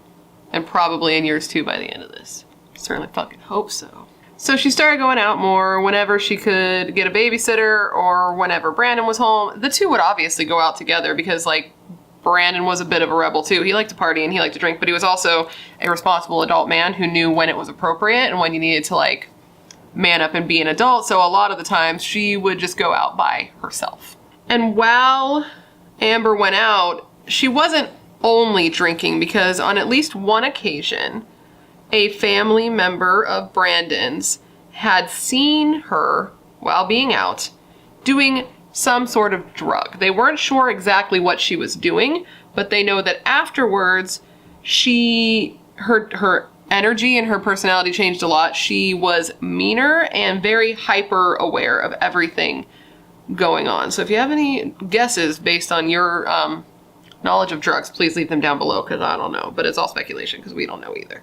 But so she was partying a bit of partying. So for a time, Brandon's then sister-in-law, Garrett's now ex-wife, started staying around the house. One, because she was new in town. She was new in town. She had just moved to the Vegas area and she didn't have a job, so this way she could make some extra money helping a stressed out and overwhelmed Amber. And two, baby Brando was close with her. He knew her and he wanted to make sure if somebody was there helping, it was somebody that his son would feel comfortable with. So while she was staying there, she would see Amber leave to go do errands, but she was like real done up, where it looked like she wasn't going to be going to do errands. You know what I'm saying? Garrett noticed this as well, because at a time he too was living at the house helping the couple take care of baby Brando. So clearly, Brandon didn't fucking like this, right? He didn't like the idea of his wife, like, getting all dolled up and going out all the time, going out without him. And when she would come home and he'd ask her, like, where have you been? She would refuse to tell him, and she'd get super, super pissed off that he would ask. So the two fought about this semi-often. One of these fights started because Amber, okay, hear this out. Amber had come home from being out doing her errands. And when she came home, she was wearing different clothes than when she left. And her hair was wet, like she had taken a shower somewhere. Okay, so Brandon got a little pissed off, like, where were you? What the fuck? And, you know, a big fight broke out. And during this fight, okay, first off, the cops had to be called because it got very loud. And during this fight, this girl, when you hear this, okay, you know the urn that Brandon had made to hold his father's ashes? His father that was so wildly important to him? Well, this woman grabbed the urn, went outside, and threw it on the ground in the yard. And to that, I say, what a bitch. Am I right? I'm sorry if you are listening in headphones and I just scream bitch in your ear, but are you kidding me? I would have picked her up and thrown her fucking ass outside.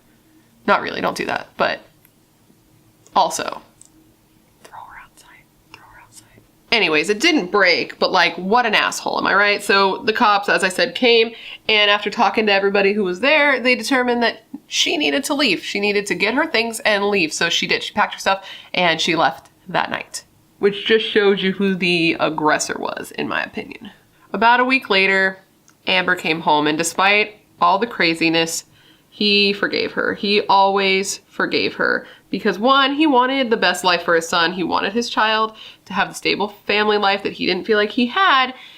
And in addition to that, he did love her. Like, for all of her absolutely toxic traits, he loved her. She was like a drug to him. Not long after she came back, things got bad again. It seems like she was the type who would come back, she'd make all of these promises, she'd be better for a short amount of time, and then she'd go right back into her own ways. I feel like we all know this type of person, somebody who's just going to tell you exactly what you want to hear in order to keep you in their lives. But things were not good for the couple, and his family started to notice that he had marks and bruises on him, and he would never admit that they were from her, maybe to protect her, so his family didn't hate her, maybe to protect his ego, but his family does believe that it was from her. And they also learned after he was already gone that at one point she had even had him jumped because she is the worst. Brandon did eventually get to a breaking point with Amber though, and after years of struggling together in 2010, the couple filed for divorce, and they had agreed on joint custody of Brando, so they would each get him for 1 week. 1 week on, 1 week off. Of course, Brandon wanted full custody. Who wouldn't? He wanted to be with his son always, but he also recognized that his son needed a mother, and he wanted his son to have his mother. So he was okay with this arrangement to a point. He would make the absolute most out of the time that they had together. Their weeks were filled with fun and love, and he was doing this not out of obligation, like I have to because I'm your father, but because he loved his child. That's one thing that's undisputable. He loved his son. But Amber, okay, buckle in. If you did not already hate her, let me just tell you something that this woman did. One day, Brandon and his mother drove on over to Amber's Las Vegas home to pick up Brando for one of his designated visits. So they go to the door and they knock and they get no answer. They wait a while, they're calling to her, no answer. So Brandon, who still has a key, lets himself in. And what does he find? Nothing, because this woman had straight up taken their child and moved to Oklahoma without telling him. She was just like, deuces, and flew or drove or she left. She just left with their kid. So, at this point, Brandon and his sister-in-law at the time, Garrett's ex-wife, jump in a car and make the 24-hour drive to Oklahoma to find his son. They had heard that Amber was living with a boyfriend in Oklahoma named Justin, so they drove straight to this guy's house. So once they get there, they call Oklahoma police to assist them in going to retrieve Brando. And when they got to the house and police got to the house, even though Amber's car was in the driveway, nobody would answer the door. So police were like, I don't know what to tell you. Like, nobody's answering the door. So the police leave. Brandon and his sister-in-law sat in the car outside the house all day waiting for her to come out, waiting for her to come back, waiting to see somebody. But after 8 or 9 hours, they still had seen nobody. So they're like, you know what? Let's quickly grab something to eat. We'll come right back. Like, they were starving. They were tired. They'd been there all day. So they leave. And by the time they get back from just grabbing food, the car was gone. So Brandon was upset, as I'm sure you can imagine, and he contacted his attorney. And his attorney was like, okay, what you need to do is come back home and make a missing persons report, file a missing persons report on your son. So he did just that. They went back and he filed the report. And literally after the report was filed, within like, I believe it was 24 hours, she had already contacted Brandon and had said that she would bring Brando back. Because of this, Brandon ended up being awarded full custody of Brando, not only because of the actual bullshit that Amber had pulled by kidnapping him and taking him across state lines. Brandon also had his life together. He had a stable home, he had a stable job, he was a stable father, and they were like, well, obviously we're going to give this person who's got their life together, this child. And the judge actually deemed Amber an unfit mother and gave her no visitation. In 2011, Brandon and Brando moved back to San Diego, where his family lived, to start fresh and just get their lives on track. He was raising his son in his family's faith, teaching him about snowboarding and motorcycles and music, and things were really good for a while. He and Brando were alone for a full year, and they hadn't really heard from Amber at all until 2012. In 2012, Amber reached out to Brandon. She said that she loved him, that she wanted to try to make it work, that she hoped that she hadn't done too much to already ruin their entire family, and that she wanted to give them a chance and for him to forgive her. And just manipulating him into getting back with her and giving their family a shot. And sadly, he did. He wanted his son to have a full, strong, unbroken family. He wanted his son to have his mother. And he, despite the type of person she was, he loved Amber. He had dated other people since they had broken up, but none of them were her. None of them made him feel how she did. And that's the that on that. So that summer in 2012, Amber came back to reunite with Brandon and Brando. And as I'm sure you can imagine, Brandon's family wasn't stoked about it. I can't imagine how his mom felt, especially since she was with him when he went to that house and found that she had taken Brando without telling him. But, you know, Brandon was an adult, and that's the relationship he wanted to be in, and his family just had to accept that. I didn't get the impression that Brandon was the type of guy who would have been like, he wasn't a pushover, you know? You're not going to say, like, you shouldn't be with her, and he's going to be like, oh, okay, I shouldn't be with her. He's going to be like, well, guess what? I'm going to do what I want because I'm a grown man. Like, that's the impression I got from him. And to Brandon, things seemed good. The couple had a plan. They were going to go back to Oklahoma together so that they could start to rebuild a little bit. They were going to let Brando see her family, pick up her stuff, and then they were all going to come back to California. Like, that was the plan. So they loaded up his truck. They loaded up his motorcycle, and they headed off together with the plan to return home in just a couple of weeks. But sadly, Brandon would never get to come home. On August 8th, 2012, a police officer in rural southern Oklahoma received a call from a man named Van Emblem, who said that the night before, he had taken part in helping a friend dispose of a body. So police met with him and they gave him immunity in exchange for spilling the beans. And this is what he says happened. Van said that the night before, on August 7th, 2012, he received a call from a friend of his, somebody that he says that was his best friend, more like a brother, a man named Justin. And Justin was like, hey, I need you to come over and help me dispose of a body, just real casual. And he's like, yeah, sure, yeah, be right there, no big deal. I don't think that's actually how it went down, but that's what I imagine.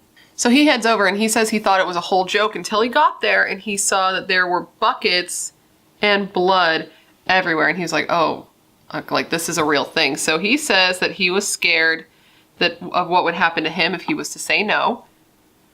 And so he helped Justin load these bloody buckets into a vehicle, and then he dipped and immediately contacted his attorney, who was like, you need to call the police.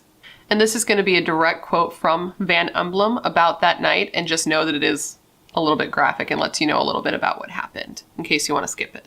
Just knowing from him telling me moments before I saw the buckets that he had shot him, cut him up, and put him into buckets, I mean, I couldn't imagine what it took to do that. It freaked me out.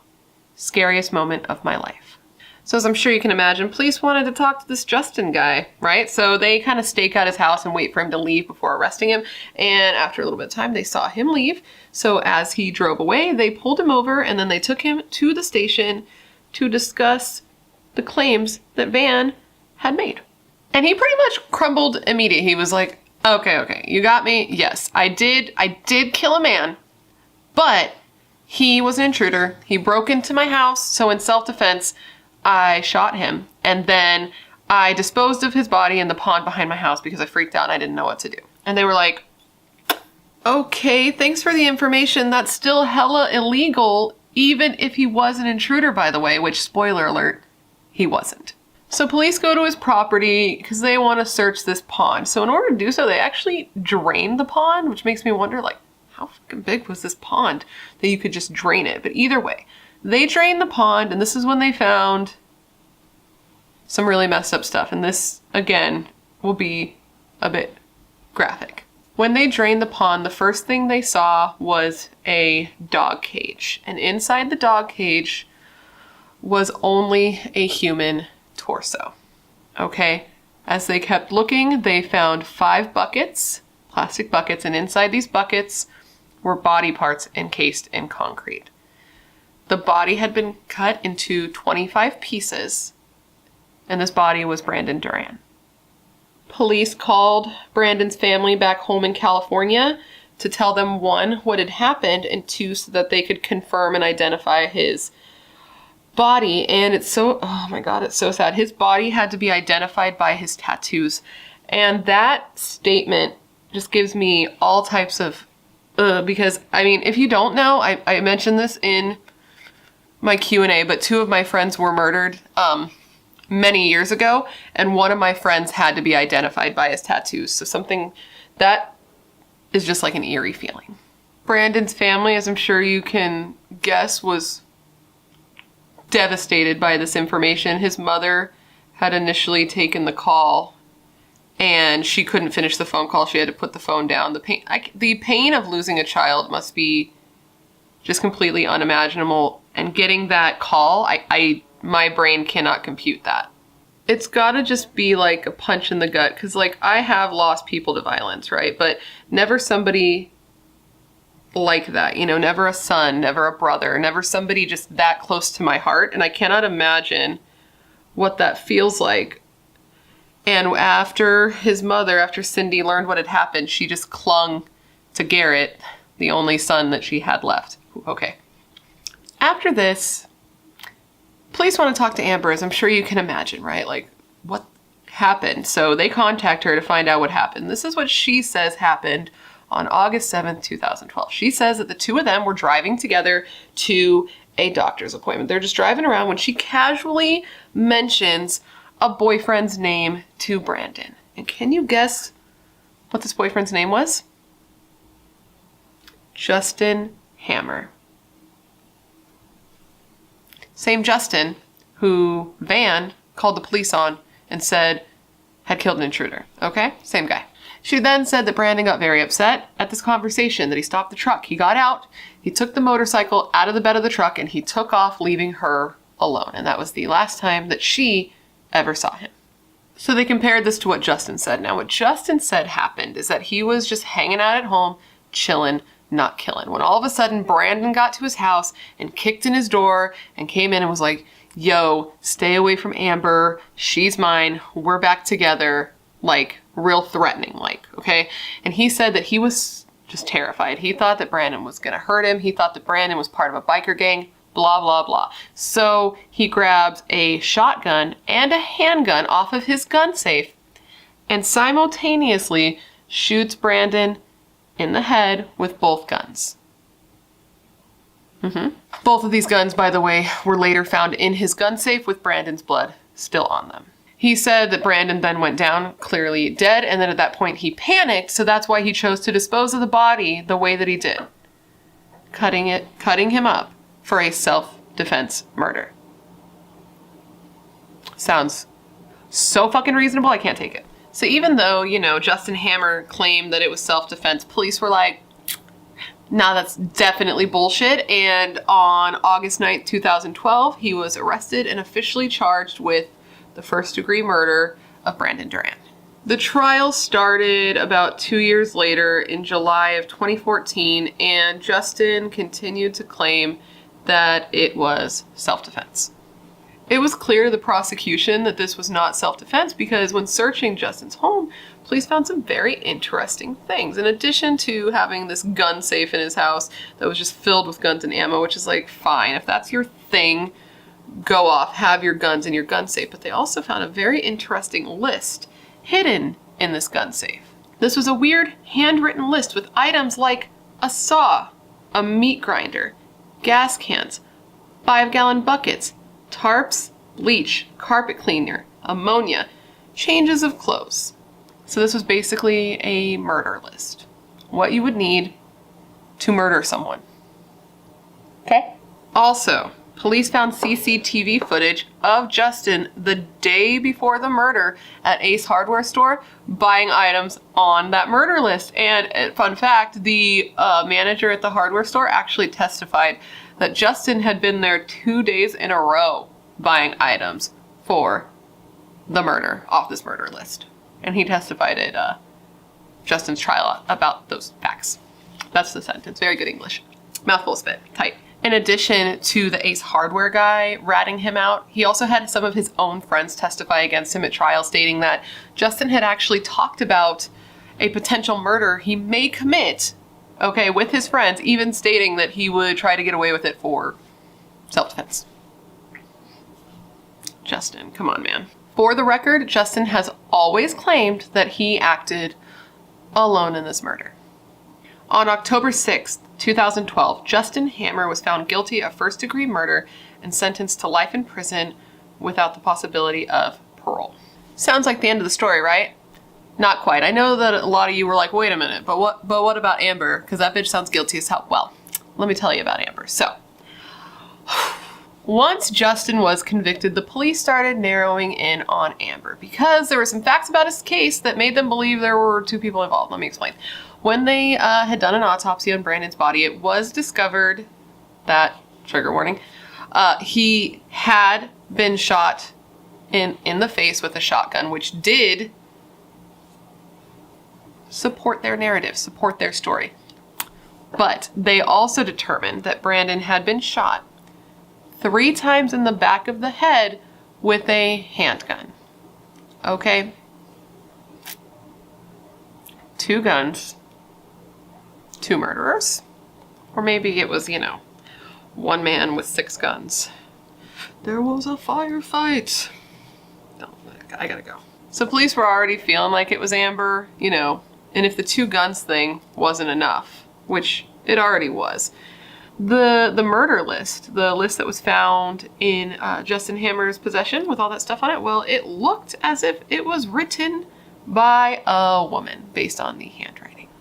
So all this time she had been free, which must have just been so frustrating because I saw in interviews with Cindy, Brandon's mother, that she just knew that Amber was involved. But, and side note, so while this woman was free, she ended up having another baby. So she had claimed that this baby belonged to Justin Hammer, but it was thought for a time that maybe it could have been Brandon's baby because of their reconciliation. But it turns out this baby belonged to another man entirely. So it just appears that this woman just had all kinds of men just under her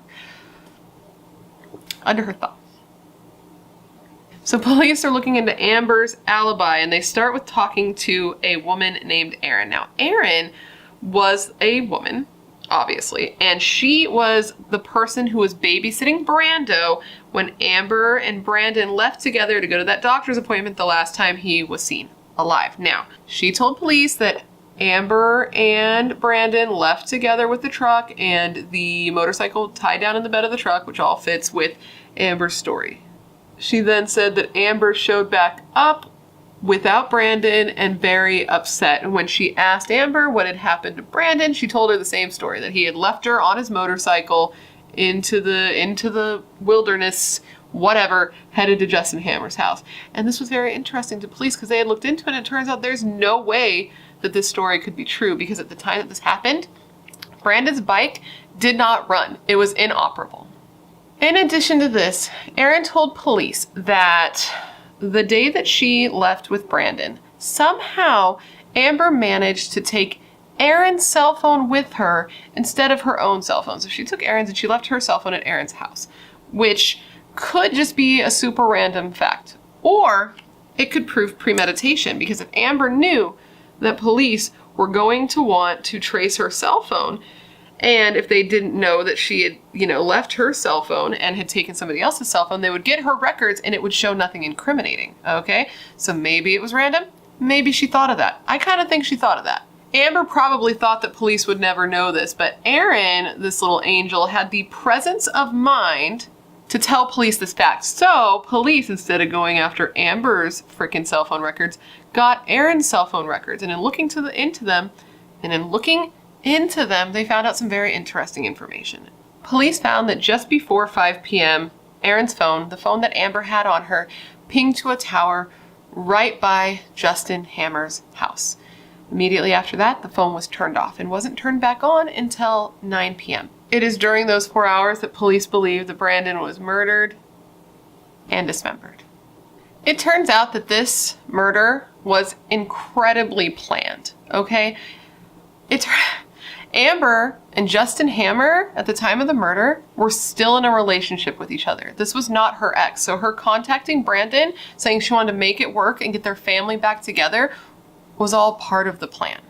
So this asshole lured him to Oklahoma so that she could ambush him with her new boyfriend and murder him far away from his home. And that's just so up, right? Like, it's such a heartless plan. In addition to just being like horrible and brutal, it's just like she has no heart. She is a horrible person. And I do believe that she was the mastermind. I believe that this guy that she was with was just some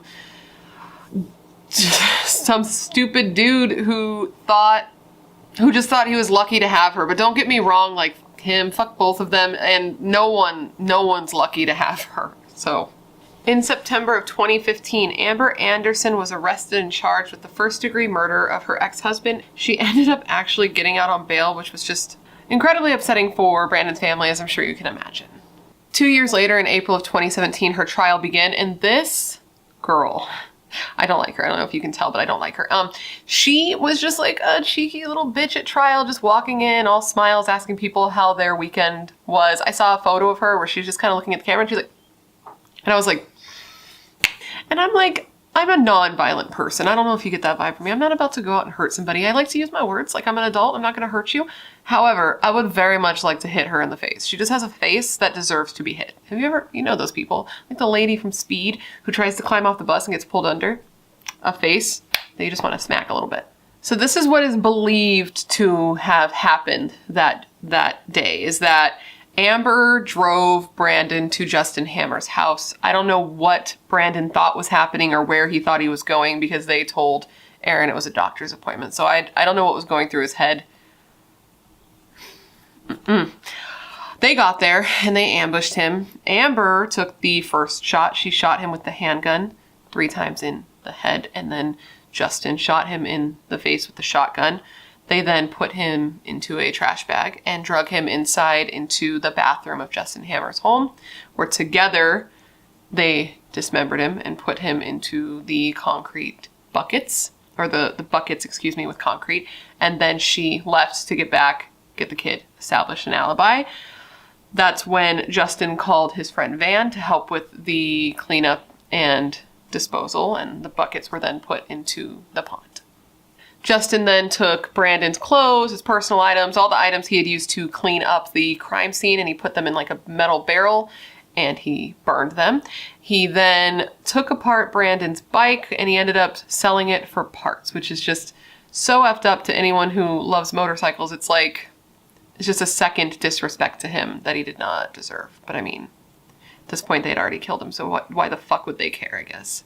It's just so messed up, and like what they did to him so messed up, and the police told his family everything. They told his family everything that happened to him, how he was killed, what was done to him afterwards, and I cannot imagine, oh my God, don't do it. I cannot imagine learning that about someone you love, learning what had happened to him, because What they did to him is so fucked up, dude. And it just seems like it would be so hard to hear. And then if you have a photographic imagination, I don't, thank God, but if you do, having to like picture that is too much. And like it seems like it weighs on his family a lot. In interviews, you can see his interviews with his mother and his brother. And it is heartbreaking to see the pain in their eyes. It's just like a lot. Now the motive, I'm sure you can guess, it was the custody battle. She was pissed that, it's believed, that she was pissed that she couldn't have Brando and that Brandon had taken Brando from her, even though she kidnapped him first. And she wanted her son back, so she killed him for it. Amber Marie Andrews was found guilty after only 5 hours of deliberation. She was given life in prison without parole for the first-degree murder charge and an additional 17 years for conspiracy to commit the felony and the desecration of Brandon's body.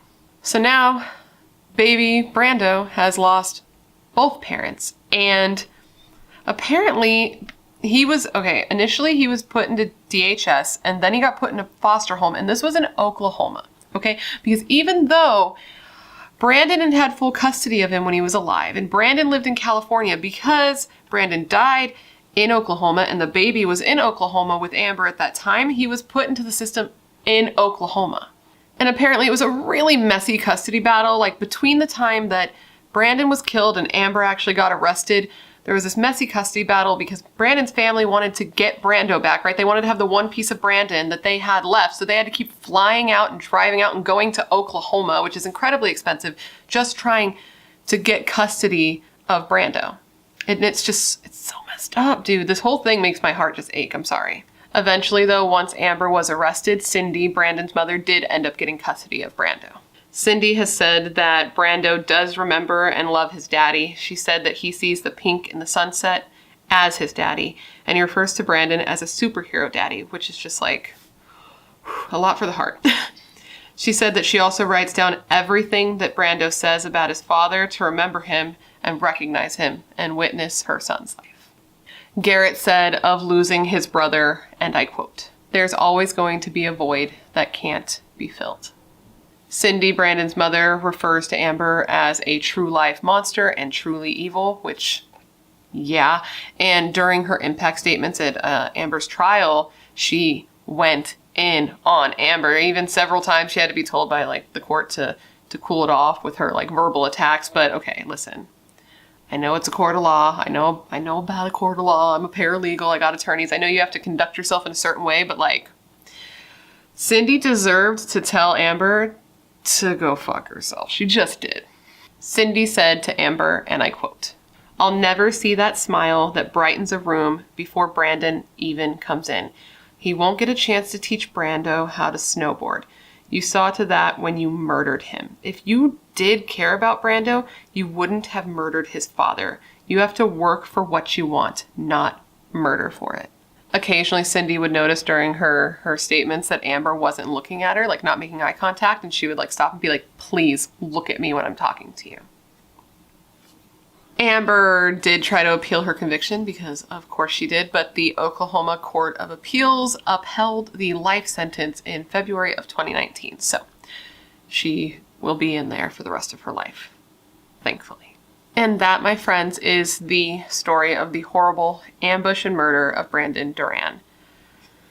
Is that not one of the most messed up things that you have ever heard? Now, don't get me wrong. I can agree and I can recognize that I probably have a little more of an emotional personal investment than normally because of the fact that I've spoken to his brother Garrett. I mean, I'm a human being. Of course, that's going to happen. That's just how it goes. But even if you look at it objectively, it's so messed up. It's just such an incredibly dark story. And like, who can do something like that to another person? How can you look at a person that you loved enough to marry, the father of your child, and be like, you know what? I'm going to murder this person. And not like a spur of the moment act of passion like that. It's all wrong. That I can understand, but not even understand. That I can wrap my brain around. It's still wrong. I don't know how to say this without you guys, somebody being like, so it's okay if you heat of the moment murder somebody. No, but I can at least understand that in my brain. But to sit there and to plan it. It was so incredibly planned, and to never like stop in the commission of the planning and be like, I'm being crazy. This is obviously wrong. No, to plan it all out, then to go through with it is beyond comprehension to me. This wasn't like a random act of just rage. This was a planned cross-country ambush and murder. And it's just, he just seemed like a really nice guy. Like, he honestly did. I've watched the home video pieces of it, of the wedding and other home videos, and he just has like kind eyes. You know how you can see that in a person's eyes? He just had kindness. You could see it in him. You could see it in his face, and his brother also has it. His whole family has kind eyes. I hope I'm making sense. Like, you can see it in both his brother and his mother's eyes as well. And even just talking to Garrett, he was a super, super like sweet dude. And then his mother also, to hear her talk, seems so incredibly sweet. And on a total side note, she's like beautiful. Just, that has nothing to do with anything, but their mother is just incredibly beautiful. Anyways, I'm getting incredibly off track. The point is that Brandon just seemed like a good dude who was trying to do everything right by his family and his son, and to be a good father, and to try to reconcile his family and do something right, and she killed him for it. And the guy that helped her? What an idiot, dude. Like, I just don't get it. What was he thinking? Because here's the thing. I believe that she was the mastermind, for sure. I think that she pulled the strings, planned it, and he did it. Right? And I think she was probably using him too, let's be real. However, it takes a special kind of person to be able to be convinced to do what he did. That's not the kind of thing a normal person would do. Like, I don't care what you tell me. You're not going to convince me to ambush a person, murder them the way that they did, do what they did to his body, right? There's nothing you're going to tell me that's going to convince me to do that. So these two people are where they belong. And it's good that they're off the streets, because these are dangerous people. And that's that. But anyways, guys, that completes this video. I hope that you found it interesting and informative, and it gave you all the information you could want when looking into this case. And of course, I hope you enjoyed watching it. I want you to enjoy what I'm putting out into the world. That's why I'm putting it out into the world. And as always, and very clearly, thank you for like hanging out and remembering Brandon and his family with me today, because what happened to him is just so messed up. It's so horrific. It was so brutal and so pointless. All he wanted to do was to like be with the person he loved and have a good family and do something right by his son and just be like a good stand-up dude. And this bitch, let's call it what it is. I'm sorry. She's a bitch. She killed him for it. She stole his life and then stole him from all the people who loved him and cared about him. And that is horrible. I don't know what else to say. It's just really fucking sad. Today we're going to be discussing the murder of Frankie Fitzgerald. Frankie Fitzgerald was murdered by his on-again, off-again girlfriend, Shaina Groves. But before we get started, if you have not yet had the pleasure, please make sure to join the Brat Pack by subscribing and ringing that bell. I put out a new video every single week, sometimes 2 a week, and I would love to hang out with you. Yes, you, specifically you, but I can only do that if you join the Brat Pack and become one of us. One of us, one of us, one of us. Alright, now that I'm done begging you to join my cult, we can go ahead and get into this video. This video is on a case that is relatively recent. At the time that I'm filming this, Shaina Groves just went to trial, was found guilty, and sentenced for the murder of Frankie Fitzgerald. Now, I came upon this case because, as I mentioned before, I follow a specific page on Instagram called Mugshoties, where basically it's a page that posts mugshots of females who have committed various crimes, and Shay's mugshot came upon my eyes. I saw it and I was like, huh, I'm sure you can tell because I'm going to have it up on the screen why she stuck out to me a little bit.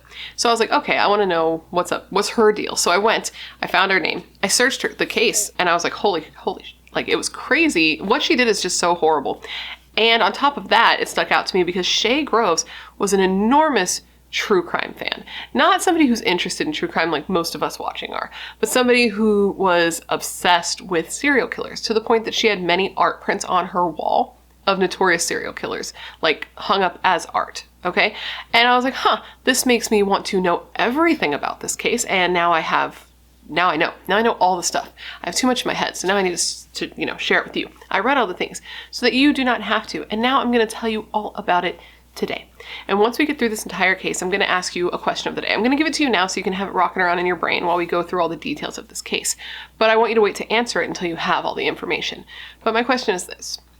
What do you think really happened here? Do you think that Shay Groves really did kill Frankie in like the heat of the moment, a crime of passion? Or do you believe this is something she wanted to do for a while and now just finally acted on it? Let me know all your thoughts in the comments below after I go through this entire case. All right, now with all of that said, come gather around and let me tell you the story of the murder of Frankie Fitzgerald at the hands of his on-again, off-again girlfriend, Shay Groves. All right, where do we even begin? I guess let's start at July 17th, 2022. On that day, police respond to a call that led them to a home on Botley Drive, and this was in Lee Park, which is a large suburb of Havant or Havant in Hampshire, which is in the UK. It's a little after 8 a.m. and police knock on the door, and the door is answered by a girl who's in a robe, like a pink robe. She's got her hair all pulled up in a bun. She's smoking a cigarette. She's talking on the phone. She's clearly just woke up. And she's apologizing for her barking dog. This is Shay Groves, and this is a home that Shay shared with her roommate and like very close friend, a girl named Lauren White. So police are like, hey, we're here because we got word that someone got their throat slit. Like they were not holding back. They were not playing around. And it's at this moment that you can tell Shay knows that she's screwed. Police enter the house and they start moving through the home. And as they do so, they notice that there's a crazy strong smell of bleach. And they would soon find out why. As they made their way upstairs, they found that Shay had murdered her 25-year-old boyfriend, Frankie Fitzgerald, by stabbing him several times while he slept in her bed. And the smell of bleach was from her trying to clean up the crime scene. It's at this point that Shay's like, yes, okay, I did take a life, but it was done in self-defense. And I was going to call you guys already. I was going to call you myself, but I just wasn't sure what to do here. I was kind of freaking out. She then tells police that she and her boyfriend had gotten into a little bit of a fight after she had found some things on his phone that she wasn't very, happy to have found. The two fought and he started to strangle her. That was her explanation for why she did what she did. But the math really wasn't math in there for police. They didn't really believe her. And if they had sort of believed her, what they learned in the 911 call when they were called in the first place would have completely, swayed them in the direction of, I don't fucking think so, lady. And she was told that morning that she was going to be arrested for murder. And it seemed right away that she had accepted her fate. Now, what happened here? Now, this is normally the part of the video where I would tell you all about Frankie, who he was as a person and who he was to those who love him. But unfortunately, the information's just not out there. I don't know if it's just because the case is too new, but in all of the reports that I read, I really couldn't find a lot of information about who he was as a person. I will tell you what I was able to find, but it wasn't as much as I would like. And if you've been here before, I don't love that because I feel like these people, Frankie specifically right now, needs to be remembered for more than just how he died, because he was more than that as a person, and much more than that to everybody who knew and loved him. But I will tell you what I do know now. I know that Frankie was one of 5 children. He was the baby of the family, and he was born to parents Barry and Roseanne. I know that he was the absolute light of his family's lives, and that they're totally heartbroken without him. It's like the light in their lives has forever been dimmed. And I know that he was also a father himself. He'd been in a relationship with a woman named Charlene, and the two had 2 beautiful children together. I believe it was a daughter that was followed by a son. And I know that Charlene, is totally heartbroken and says that she has a really hard time trying to imagine a positive future. Knowing that one day her kids are going to have questions that they should never have to ask, and she's going to have to somehow come up with the answers to those questions, and she's not prepared to have to do that. And she said that Frankie's just one of those people who had no idea just how loved he was. And even though there isn't a ton of information on him out there yet, this does seem to ring true that he was the type of person who wouldn't even know how loved he was. He was described as an amazingly kind and beautiful person with this smile, this grin that was unbelievable. And he was the type of person that you couldn't even really argue with because he would just instinctually make you laugh. He was said to be the type of person who would do anything for anyone, and he was the type of person who couldn't even hurt a fly. And now he was dead, and his murderer, Shay, was saying that he was the opposite of all of those things. Now, like with Frankie, there isn't a ton of information on Shay out there either. I tried to find what I could. I was able to find both of their social media pages and kind of take some information from there, but there really isn't a ton out there. I was able to find out that Shay, who went by Shay Groves, but also went by Shay Lauren Corrigan. I'm not sure why she has 2 names out there. When this was initially reported on, she was referred to as Shay Corrigan, but when she was arrested and in court, she went by Shay Groves. But anyway, Shay was an interesting person to say the least. At least trying to learn about her was, because she seems to have gone through like a pretty drastic change in the last several years, at least physically. When I went on her Facebook, her photos sort of start tame, average, if you will. Her all girly in her dresses and all that. But by the end, she's in the corsets and the banties and has all the face tattoos. And I was like, wow, okay, that's quite a change pretty quickly. But anyways, Shay was either 26 or 27 when she murdered Frankie. I saw it reported as both. And she was actually a mother herself. She was the mother of one girl. She has a daughter named, I believe it's Arisa, A-R-I-S-A, who looks by photos to be maybe around kindergarten age. I'm very bad at that. And man, when I think of that, when I think about the fact that her doing this will make it so she never has the opportunity to watch her daughter grow up, and made it so that Frankie never has the opportunity to watch his kids grow up, it's just so selfish and so stupid, man. I don't know how somebody could do something like that. It's just, I could never, but then again, I could never be in the mindset of somebody who does something like this, because I wouldn't do something like this. But anyways, Shay had been in a relationship with a guy named Ashley, and the two of them went on to have Arisa together. I know that they separated. They were no longer together at the time that this crime occurred, and from his social media, it appears that he's moved on. He has, a new woman, a new little family, and I just hope at this point that his daughter is with him, since, she doesn't have a mother anymore because of her stupid connections. Now, as I said, Shay seems to have changed quite a bit in the last several years. I know she was drinking, selling weed, and she had admitted herself to trying drugs and saying that she and Frankie would occasionally do coke together, which is true. And she did seem to have some mental health issues stemming from some abuse she experienced when she was younger. She was diagnosed with depression and PTSD, and said that she often had flashbacks and had trouble sleeping, but that she didn't become violent to others. She would just engage in self-harm. But in addition to that, she just had some darker interests. She was really into horror movies, which same, right? She was into him so much that she even gave her nickname Lauren the nickname Chucky from, Chucky the doll.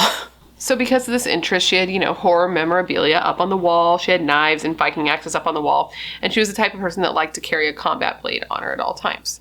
She had books about Bronson, which if you don't know who that is, he is just known as being the most violent prisoner in Britain. And she was very into true crime. She watched all the shows, all the documentaries, and she even had several prints up on her wall of notorious murderers like Ted Bundy, Jeffrey Dahmer, Rose West, and Myra Hindley. And man, when I was researching this case, something that was just ridiculous to me is, because people will write about things they don't know anything about, because you're just a reporter. And there was this photo of her where she was posing in front of her wall of, it was a mirror photo, and you could see all the photos in the background. And it was Shay Groves was famous murderer Ted Bundy, and the killer in the background was actually Jeffrey Dahmer. And I was like, cool. But anyways, that's what's going on with her. So now let's talk about them as a duo, as a couple. Shay and Frankie had met at a bar or a pub. And this was in January of 2022. And this pub was also in Hampshire. The two seemed to hit it off really fast, really well. They got along. They were into each other. They found each other attractive. And they started to date. But the relationship seemed to be kind of struggling from the start. It seemed to be rocky right from the very beginning. And they broke up all the time. Even though they had only been together 6 months of the time that Frankie was killed, the whole relation had been on again, off again, on again, off again, which honestly to me sounds so exhausting. Exhausting or no, though, that is the relationship that they had. They both just seemed to be, from the outside looking in and from the things that I read, to be lonely people who were looking for some connection, and the two of them bonded because they had some very specific, dark, adjacent interests, specifically some sexual interests that the two of them were equally yoked in, right? Okay. They were into BDSM, bondage, dominance, submission, and masochism. And they were both into knife play when it came to getting down, generally using a dagger that Shay had for her, quote, rituals that strengthened spiritual connections. So they would use her dagger, they would do the stuff, they'd have the fun. That's what they were into. And that to me is totally fine. If that's what you're into and you're both adults and you're both down with that sickness, then go for it. Have fun. But it seemed like Shay's interest in pain extended outside of the bedroom, and she often thought about and talked about hurting Frankie. When the two would break up, Shay would consistently complain to her friends about the breakup and say that she wanted to hurt Frankie. Even recently, even right before he was killed in June of 2022, the two broke up. Shay and Frankie broke up for a bit after, I guess, they got into an argument because Frankie called Shay by an ex-girlfriend's name. You know, whatever, who cares? But Shay was so pissed that she texted her friends and was like, you know what? I want to stab him right now.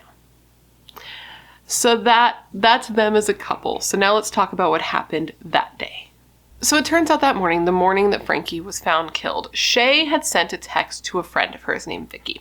I think this friend was Shay's best friend just based on what she tells her here and also like the extent of involvement Vicky seemed to have in Shay and Frankie's relationship, which we'll get into later. But either way, Shay texts Vicky and is like, me and Frankie got into a big fight. He left, he stormed out, and I think our relationship's finally officially over. Now, I don't know if Vicky responded to this text. I saw that it came in at like 5 o'clock in the morning, so there's a good chance that she was sleeping, but I know the text came into her phone. Now, after a little while, at about 7:45 in the morning, Shay went on to call Vicky. She actually went on to video chat her, and the two just started having a conversation, which seems wild to me that two friends would be video chatting at 7:45 in the morning. If my friend ever video chatted me at 7:45 in the morning, I would assume something was terribly wrong. But Vicky said Shay was fine. They were just chatting. She was giggling. She was in good spirits. They just talked about each other's weekend, and she said she had no idea that anything bad had happened at all. But soon into the conversation, the vibe would change quite a bit. I guess while on video chat, Shay went upstairs, and before she showed Vicky what she was going to show her, she said, "Hey, I want to show you something. I did something kind of big, but you have to promise not to tell anyone." And then she straight up showed her friend Frankie's dead body, saying, quote, "I've done him." Vicky said at first she thought this was a joke because Shay had a weird and a dark sense of humor, but that she quickly realized that it wasn't a joke just by the condition of Frankie. He was laying down with like a duvet cover wrapped around him, and he was on top of a bunch of trash bags. And what really gave it away is that twice Shay showed very closely, put her phone very close to show Vicky a giant gash in Frankie's throat. And during this call, Shay went up and down the stairs and went 3 different times back to the room to show Vicky what she had done. And Vicky said of this, and I quote, "I don't think I had really grasped what happened earlier. The gash was so deep. It was enormous. I watch crime scenes, but this is too real. There was a massive gash in his neck." Now, obviously, upon seeing this, Vicky was like, "What the fuck, bro? Why did you do that?" And Shay goes on to give her explanation, which is very frustrating, but she was super calm when she said that the night before, her and Frankie had gotten into a little bit of a fight over one of her exes, and that they went to bed angry. And that after he was asleep, she had went through his phone. And in going through his phone, she had found some messages from him to a female, a 13-year-old girl. She says at this point she totally lost it, and she reached over to her bedside table where she grabbed a dagger, because apparently she just keeps a dagger on her bedside table, and she proceeded to stab Frankie. She said of this quote, "I was straight away angry, upset, and confused. It tipped me over the edge." So she's telling Vicky all this, and all the while she's walking around her room and she's cleaning up blood. She's going over to, she has this coffin-shaped bookshelf, and she's cleaning the blood off of the book. She's pulling a book out, showing it to Vicky, being like, "Oh, look at how far this blood splattered," cleaning it up and putting it away. Now, this story shocked Vicky. She just couldn't understand it or believe it. She said that maybe this whole situation would have made sense to her if Frankie had been attacking her, because Shay had been telling her friends that Frankie had been abusive to her, but that's something that we'll get into later. But she straight up told Vicky Frankie was asleep, at least for the first stab where she stabbed him in the neck. The first stab was to the neck, and she said he was asleep. She did say that after that, he this is kind of graphic, that when she stabbed him in the neck, he woke up and tried to fight back and jerked his head, but the knife was still in there, and it made the gash that much bigger from him moving, and that blood went everywhere. Now, I don't know if Shay told Vicky all of the specifics here, because it wasn't just the wound to Frankie's neck. Don't get me wrong, that wound to his neck was horrific and likely would have killed him, but that wasn't the only injury to his body. 25-year-old Frankie Fitzgerald had been stabbed 22 times. He was stabbed 17 times in the front of his chest, twice in other areas of the chest, and 3 times in the neck. There were, quote, multiple perforations to his heart and his lungs and catastrophic blood loss. She had literally severed Frankie's left internal jugular vein. So Vicky stays on the phone with her and kind of asks her, like, okay, like, what do you plan to do with his body? Like, what are you going to say at this point? Like, you got to stay on the phone to get as much information as you can, but you also are like, do I want any of this information? But she does. She asks what Shay plans to do with the body. And Shay tells her that she plans to just take him out and bury him in her garden of her home, which I think a garden in the UK is just like the yard. But she's like, oh, I just plan to bury him in my yard, my garden. And then I'm hoping that everybody will just believe that he like left on his own because he was super depressed and then just went off and killed himself, because apparently he had been super suicidal recently. So she thought that that was a really plausible explanation for his absence, which is just really, really fucked up, to be honest. All of this is fucked up, but that's just something about that. I was like, what a bitch, you know? Now this whole idea that he just like left on his own and was suicidal and went off to like kill himself was actually something that Shay had already started trying to like paint the way for when she texted Vicky that morning. She told Vicky the reason she texted her saying that, you know, her and Frankie had gotten in a fight and he had left and she thought the relationship was over is because she wanted to, quote, cover her ass and make like an electronic alibi for herself as to why he had disappeared. So that is a lot of thought, right? And then her friend Vicky's like, you know, you're probably gonna get caught, man. Like, I don't know how you think you're gonna get away with this. And Shay was just like, don't worry about it. I'll be all right. Now, Shay went on from here to try to, you know, make her friend not think that she was like an evil piece of shit woman that she, you know, because it was definitely looking like that's what she was. And she was like, no, this was justified. This was justified because Frankie was very abusive to me. And she went on to send Vicky 3 video clips where it appeared that Frankie was raping her. Now, I want to just say right off the bat that we're going to get much farther into this, the rape allegation. And also, I know I just kind of skirted across the like 13-year-old girl part of the story, but just keep in mind, this is all coming from the killer's point of view right now. And we're going to get into all of that later, like during the trial. And I just want you to know now, so I don't get any shitty comments about like, because people like to blame victims. And just wait, just hold, just don't say anything mean because you don't know what's going on yet. Now, this would be like a super traumatic phone call for Vicky, right? Like, I can't even imagine having that phone call with your best friend. And it's a video chat, right? So she's got to like keep her face in check. It's like 8 o'clock in the morning. Like, there's a lot going on.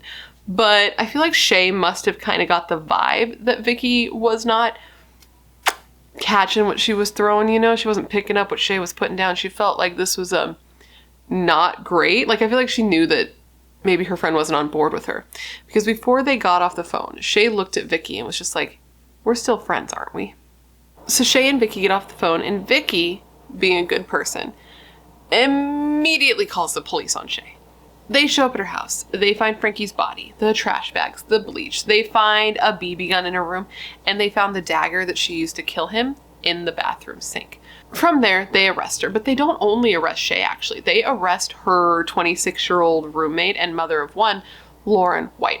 And now I know I didn't mention Lauren much yet, but we're going to get into her now. So Lauren was home at the time that this happened. I don't know if she was there the night before, but she was definitely there the morning of. And while Shay and Vicky were on the phone together, Vicky heard Shay and Lauren speaking to each other. And Lauren telling Shay, like, I can't do this. I'm going to crack. And Shay being like, you better not crack. You better keep it together because you are an accomplice to this. You put those trash bags under his body. So Shay was arrested and charged with murder, while Lauren was also arrested, but she was charged with, quote, failing to comply with a Section 49 notice to disclose the key to protected information. So from what I understand, what that means is that she was arrested because during their investigation, they needed to get into her phone, like the PIN number for her phone. And she was like, nah, dog, you're not getting in my phone. And this was very frustrating and unhelpful to the investigation. So she got arrested for that. And they were also investigating her in connection with Frankie's murder as well. Now, despite the 2 women being arrested, police did seem to be keeping an open mind when it came to this case. And they were wanting to investigate the murder further than just like the scope of inside the home. They even reached out to the public, asking anyone who may have been driving in that area the morning Frankie's body was found to come forward so police could determine if there was anything suspicious or to review their dash cam footage. They also wanted to look at Ring doorbell or CCTV footage that other people may have had. And I don't know exactly what they were looking for, but they were being vigilant regardless. They even went as far as bringing in search dogs, sniff dogs, bloodhounds, police dogs. They brought in police dogs to search the property more thoroughly in case there was something that they may have missed. And they came out and made a statement to the public saying, and I quote, "We would like to reassure the local community that we are working hard to establish exactly what happened and that we do not believe there to be any wider risk to the public." So it's kind of like we're looking, but we kind of know what happened. That's the vibe I got.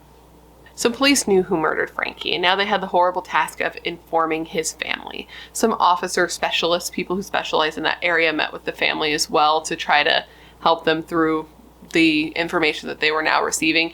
And once it came out who had killed Frankie, his family released a statement saying, and I quote, "Frankie was a loving father, brother, and son.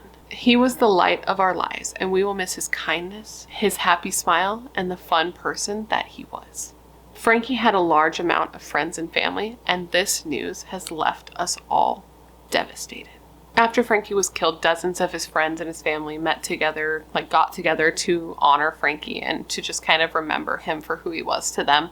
And during this gathering, which was put together by his sister Carla, people released balloons into the sky that carried photos of Frankie. And this gathering was actually the first time his sister Carla had spoken out publicly since Frankie had been killed. And she said that her family was just completely lost, completely devastated. And she said specifically, and I quote, "His death has just broken our whole family, but it has brought us closer together. We are so close as a family. We were so close as a family anyway, but losing Frankie has broken our hearts. No one ever thinks something like this is going to happen. He would not hurt a fly. This is why it's so tragic. He wasn't a horrible person. He didn't deserve to die like this. He was my baby brother. He was special. He was always there for me. He was always so funny. He had the biggest grin. He was just amazing. I didn't know anyone who didn't like him. He was so loved." One of his friends also spoke on his behalf. This was a guy named Michael who had known Frankie since he was 13 years old. And he said of Frankie, quote, "He was a diamond. He had a heart of gold. No matter what was going on, he would always be there for you. His mom loved him so much. He was her whole world. He was special. He was one of a kind." He then went on to talk about his experience in learning that Frankie had been killed. He said that Frankie's sister Carla had called him, and as soon as he heard the news, he just broke down. He couldn't believe it. He couldn't believe that something like this could happen to somebody you cared so much about, and definitely not somebody like Frankie. Not somebody that everybody loved, not somebody that was always grinning and making people happy, just not Frankie. Anyways, the girls were taken into the station, and Shay refused to talk. And when they went to court, their first hearing, they both refused to say anything. They just stated their names, and that was it. I did see that the charges against Lauren were eventually dropped. They stopped looking at her in connection with the murder, and Shay even admitted to police that she had nothing to do with it. And I saw that the charges for the pin to her phone, were dropped as well. So I don't know what's really going on with that. It seems like nothing's going to happen to her. I don't know if anything should. I don't know enough about it. The only thing I saw about her was that on the phone, Shay said that Lauren had put the bags under his body. So I don't know, but that's what's going on right now. I just cannot imagine what it would be like to be her, especially if she had nothing to do with it at all. To have your best friend, because I guess her and Shay were, I guess Vicky was Shay's best friend. I don't know. Girls can have multiple best friends. They were said to not just be roommates, but to be very close friends. So to have your very close friend do something like this and you to get arrested right alongside her, especially if she had nothing to do with it, wow. But then if she did have something to do with it, if she helped clean up the scene, that is something, right? I don't know. Anyway, Shay's arrested and she's charged with Frankie's murder. And as often happens in cases like this, her story, once she was in trouble, in jail, mounting her defense, her story started to change a little bit. So she tells police something different than she had told Vicky over the phone. What she told them was similar enough, right? There were some similarities, but there were some big differences that made her look a little less guilty, right? So she tells police that yes, she and Frankie had been hanging out together the night before he was killed. They'd been drinking, they'd been doing coke, they'd been having fun. She said they got in a little bit of a fight, went to bed angry. All the same thing she told Vicky. But this is where it sort of changes a little bit. This is the departure. She said that she had gone through his phone and she had seen those messages, the messages with the 13-year-old girl. And she said that she got very upset, very angry. She got tipped over the edge, but she didn't kill him. She woke him up. She was like, hey, wake up. She called him a pedo. She called him a nonce. She was like, I am going to take the videos of you raping me and I'm going to post them on Facebook to sort of punish you for you talking to this other girl. This is what she tells police, which is already like, that's fucked up. But I mean, not as fucked up as killing him, so whatever. But that's what she's saying. She said in response to this, her threatening to like post the videos of him raping her online, that he went into a rage and that she could tell that something was off. There was something in his eyes. She knew he was going to hurt her. She says that he grabbed her by the throat. He slammed her into the headboard and he started choking her until her vision went blurry and she couldn't breathe at all. She said of this quote, I couldn't breathe. I couldn't even scream. I realized he wasn't going to let go and I feared for my life. She said that she then reached for an object off of her bookshelf. She was hoping to grab a money box so that she could just use it to hit him, to get him off of her, to get him to stop choking her. So she reached over, but instead of grabbing the money box, she grabbed a dagger. Which, I'm sure those feel exactly the same. But anyways, she grabs the dagger and she hits him in the throat with the dagger, not realizing that's what it was. She says at this point he rolled off of her and he stood up against the wall and that he slowly slid down the wall. She said eventually he was totally still and that the only thing moving was the blood that was bubbling out of his neck. And she said of her next moves, quote, his chest wasn't moving. It was just the noise. When that happened, I realized that I had killed him. I tried to stop the bubbling. I put my hand there, but that didn't do anything. So I stabbed him in the heart. She said she stabbed him twice when he was on the floor. She said she just lost control for a second, for a couple of seconds longer than she expected to, and that everything just happened faster than you would think. Now, I don't know if this part's true. I didn't see if this actually happened, but what she said happened next is in a panic state, she actually called her ex. Remember her daughter's father, Ashley? She said she called Ashley. She told him what she had done because she needed to know what to do next. And she says that he told her that she needed to wrap the body in plastic and clean up all of the blood. So she did just that. She started, cleaning up. And she said that this is when she enlisted her friend Lauren, her roommate Lauren, to help her. And that Lauren helped her put his body on trash bags and like shopping bags. And that Lauren put a pillow over his face. She said that morning as she went through the scene and started cleaning up, what she had really done started to hit her. And she realized how serious it was. And that she had plans to take her own life at that point. But police got there too soon. Now, it didn't take long for Shay's trial to begin. I feel like when we're talking about cases in the U.S., sometimes we're like, it's been years, it's been decades, and things still haven't happened. But in this case, things happened really quick because the murder happened in July of 2022, and by February of 2023, she was already done. Like, by this month that you're watching this, or next month, it'll be March by the time I get this up, the case is done. She has been sentenced.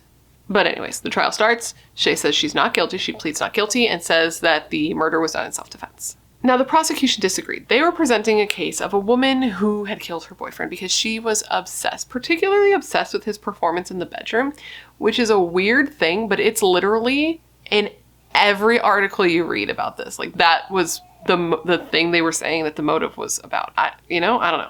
The prosecution believed that she had killed him because she was incredibly jealous and possessive, and she had gone through his phone and she had saw that he was talking to another woman, and that she made him pay for that. So now, let's first talk about the defense. Now, you remember Shay had initially told Vicky that she had stabbed Frankie to death while he was asleep. Well, that definitely did not look good and didn't support her defense of self-defense. So she had to change that at trial. And she goes on, like, her defense attorney questions her and is like, so, you lied to your friend. That's weird. Why'd you do that? And she explained that, yes, she had lied to Vicky. That she lied to Vicky when she first told her that Frankie was asleep when she had attacked him, and that the story of him attacking her and then her stabbing him was the truth. And when asked, like, why would you do something like that? That doesn't make sense. She says there were a couple of reasons why she lied. First, she didn't want to ruin Frankie's reputation, which, okay, gross. You were being very gross. But she also said that she didn't want Vicky to know that Frankie had attacked her because she didn't want Vicky to kind of be like, I told you so. She didn't want Vicky to be right. Basically, Shay had claimed that Frankie had been physically abusive to her, not just on the night of the murder, but throughout their entire relationship. To illustrate this, many texts were read in trial that had come from Frankie to Shay, where he said things like, she was his and only his, and where he would tell her that he would paralyze her or hang her if he ever caught her cheating. There were also messages shown in group chats with Shay's friends where she would tell them how he was abusive and would take things too far, and then her friends would respond either worried for her or sometimes they'd joke that Frankie would end up killing her and that his photo would end up on the wall with all of her other beloved serial killers because he'd go too far with the sex stuff.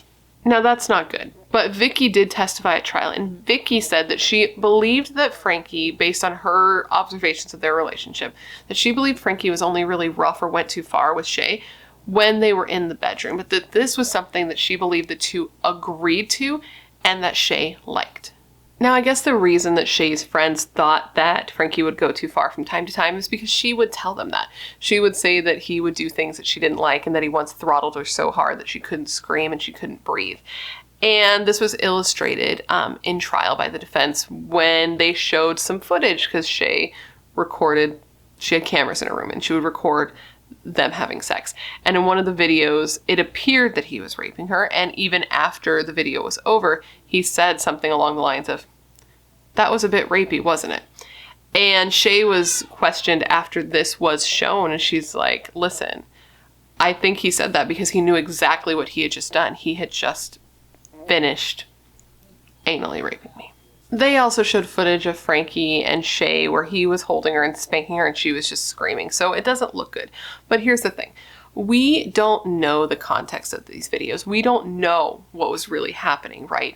Nothing in Frankie's past, nothing anyone has said about him, nothing that's come out so far would show that he is that type of person. Are people different behind closed doors? Of course they are. But there is reason to think that it's possible that that's not what was happening here, even that it's likely that that's not what was happening here, and that Shay is a liar. First, there's the testimony of her best friend, Vicky. And Vicky just had all the things to say, by the way. She did not hold back. She told the court that the cameras were installed in the room specifically to record Shay with her partners, and that Shay had a habit of taking consensual sex, BDSM-style consensual sex. She'd record this, and then she'd hold it over her boyfriend's heads and her ex-boyfriend's heads to get them to do what she wanted. She said that Shay had done this before with another boyfriend. She had threatened to show this old boyfriend's new girlfriend this footage unless he did what she wanted, and what she wanted was just for him to drive her around town for the day because she had places to go. So she would threaten these guys for really trivial shit. So is it really that hard to believe that she would do this with Frankie as well and make these tapes that would make him look bad as well to hold over his head? How many times am I going to say as well? Hopefully that's the last time, especially since their relationship had been really rocky lately. They'd been breaking up. He had called her another girl's name. And Vicky said that Shay's behavior had gotten more and more erratic since she started using cocaine more often. Vicky also said that Frankie had found out about these cameras and he had asked her to take them down. He was like, I don't want them up there anymore. And that's because Shay, for a while now, had been threatening Frankie with videotapes of the two having consensual acts where she had made it look like they were not consensual, and she was threatening to release them on Facebook to make his life hell. And apparently she would do this every time the two broke up. Vicky straight up said of this, quote, she compiles evidence against everyone to see how she can use them as leverage. So there's that. But there's more evidence, okay?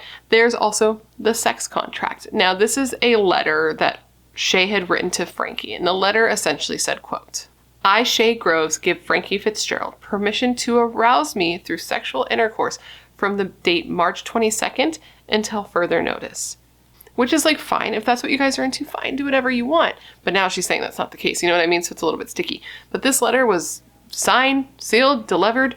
It was hers. It was signed by Shay. It was signed by Frankie. It was even signed by Vicky as a witness.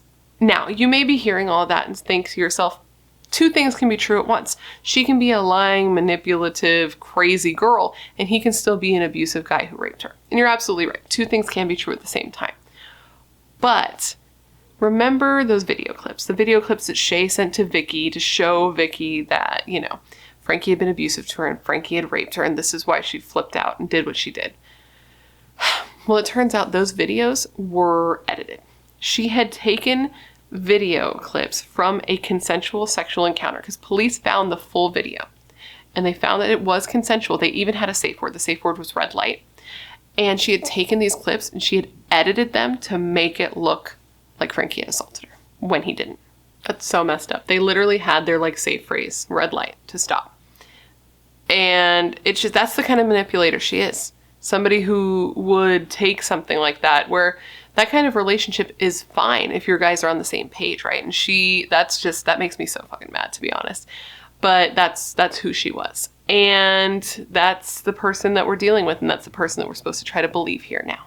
Her friend even said that she believed that Shay would get hot over the edited clips because she thrived and loved the idea of violence. And this friend, I think it was Vicky. Yeah, it was Vicky. Vicky said that despite all this, Shay was madly in love with Frankie. But she also said that she believed that Frankie was the one who was abused in that relationship. She went on to tell the court how Shay had a violent temper and that on at least 2 occasions, Shay had been very aggressive with her roommate, Lauren. You remember Lauren, the one that got arrested that she was good friends with. Apparently, Shay had lashed out violently at her twice. And on one of the occasions, she cut her with a pair of nail clippers. And she only stopped attacking Lauren when she saw the blood and realized that she had gone too far. In addition to that, there were other reasons to think that Shay could have been hurting Frankie or planning to do so because, again, text messages and CCTV footage were played that showed her literally talking about hurting him and making plans to do so. In one of these videos, she talked about how she wanted to orchestrate an attack on Frankie. She wanted to ask one of her ex-boyfriends or one of her cousins to meet her and Frankie in a dark alley and to attack him. Okay, and either hurt him or kill him. And she said that she would have them kick her in the leg or something so it would seem like it wasn't orchestrated and so that she could get away with murder. She was asked in trial about this, asked if she was serious about wanting to do this to Frankie, and she said no. And even Vicky said that at the time when Shay said this, she believed that Shay was joking. But the prosecutor was like, listen, this right here gives you a great insight into her mind. She is the type of person who would arrange or take part in having somebody hurt or killed and then pretend to be the victim, just like she's doing right now. The court also heard discussions between Shay and her friends where she told her friends that she wanted to hurt Frankie because of how bad he had been treating her, saying that if he came near her, she wouldn't be able to stop herself. She would attack him with whatever was near her at the time. And she said, my dagger's right here. She was also asked about a fight the two had had just days before he was killed, where she had told her friends that she would like to put a knife to Frankie at that time. And she said that it wasn't true, that she didn't want to really hurt him, that it was all talk, that what she really wanted to do was, quote, stab him in the back, for lack of a better phrase. She said she wasn't the type of person to get violent or to actually hurt someone, that she was much more prone to just hurting herself. She just said she wasn't the type to get violent and that she had snapped before in her life, but it wasn't a common thing for her. Now, the prosecution really painted a picture of an evil woman who snapped and killed her boyfriend over jealousy when she found those messages in his phone from that 13-year-old girl. And that after she killed him, she did a ton of work trying to hide what she did in creating an electronic alibi. They believed that even though she snapped, this was something that she had wanted to do for a while. And they illustrated this by talking about that back alley scenario that Shay had discussed with her friends. The prosecution also showed that Shay had a total lack of emotion and remorse for what she did. Because even though she was telling the court that she was devastated and traumatized and planning to take her own life, the prosecution was like, really? If that's so, then how come that morning, after murdering your boyfriend, you were on the phone with another guy, being all lovey-dovey? Because apparently that's what happened. Shay had actually had another boyfriend. Apparently she liked to date the two guys at the same time as a, quote, balancing act. And she was the type of girl who would even try to get them to be in the same place at the same time because she thought the idea of her getting caught in the situation would be hot. Which I've known people like that who do things like that, and it's very weird. But whatever. She's dating this other guy, she's talking to him on the phone, and Frankie is literally dead, murdered upstairs in her bedroom. Well, she's having a normal, sweet, lovey-dovey conversation and even inviting this guy over. That just didn't sound like the actions of a hurt and traumatized woman who was remorseful for what she had done. And it definitely didn't sound like a woman who was forced to murder this guy in self-defense. And the prosecution said of this to the jury, quote, If the killing was in self-defense, why go about setting such an elaborate false alibi for yourself? Why didn't she call the police immediately? Why did she clean up the crime scene? Why did she move the body? It was a cunning ploy. Nothing was affecting her mind at that time. The prosecution was basically like, look, she wanted to kill him. She talked about killing him. She made plans about hurting him and killing him. And then she killed him. She set it up to make it look like he was an abusive partner. She murdered him, and then she acted like the victim only because her friend called the police and turned her in. She wasn't going to turn herself in. She had plans to bury him in her garden and make it look like he ran off and killed himself. She was going to leave his family with no answers after she did what she did. She was obsessed with true crime. She read all about crime and murder. She watched shows about crime and murder. She was familiar with crime scenes and knew how to set up a false narrative. A narrative she thought would be believable and one people would emphasize and sympathize with her for. The fact that her boyfriend was an abusive man and she did what she had to do. And she knew how to clean up this crime scene because of all of the... What? My mouth. And that she knew how to clean up a crime scene because of all the shows that she watched, and she knew how to set up an alibi. The prosecutor ended saying, quote, "Where would the defendant have got the insight from to plan the details of the attack and to make it look like she was the victim of an assault?"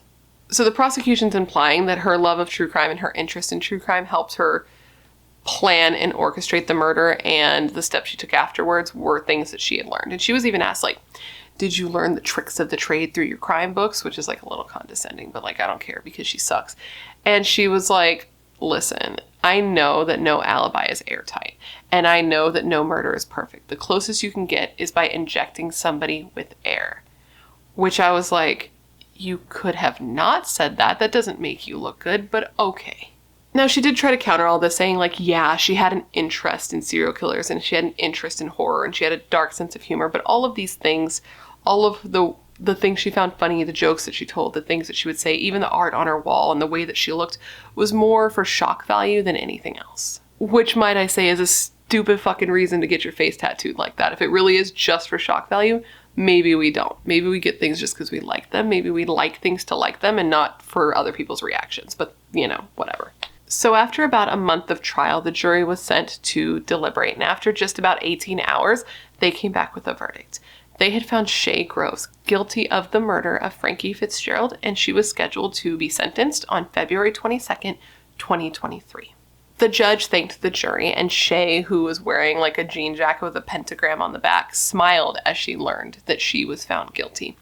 And then she was, lifted and led out of the Winchester Crown Courtroom, and this was the same courtroom that had once held one of her idols, Rose West.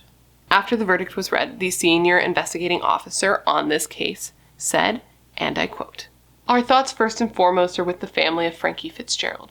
I would like to praise their courage and hope that today's verdict brings them some small relief, despite knowing that nothing can fill the void left in their family by the loss of Frankie. I hope that the sentence Groves receives in due course provides them with reassurance that justice has been secured for Frankie. We will do everything we can to investigate and bring justice to those responsible for such horrific crimes. The details disclosed in court were distressing for all to hear." Speaking of his family, after the verdict was read, his family released a statement saying, and I quote, "As a parent, you never expect to outlive your children. You will do anything in your power to protect them. Frankie was our baby, the youngest of 5 children. He can never be replaced. He was a kind and beautiful person and sadly leaves 2 children behind that will never get to know their daddy. We thank the jury for their verdict today. To our Frankie, we love you and miss you more than anything in this world. Your shining light will always be in our hearts." Now, her sentencing took place on February 22nd, 2023. So about 2 weeks ago when you're watching this, yesterday when I'm filming this.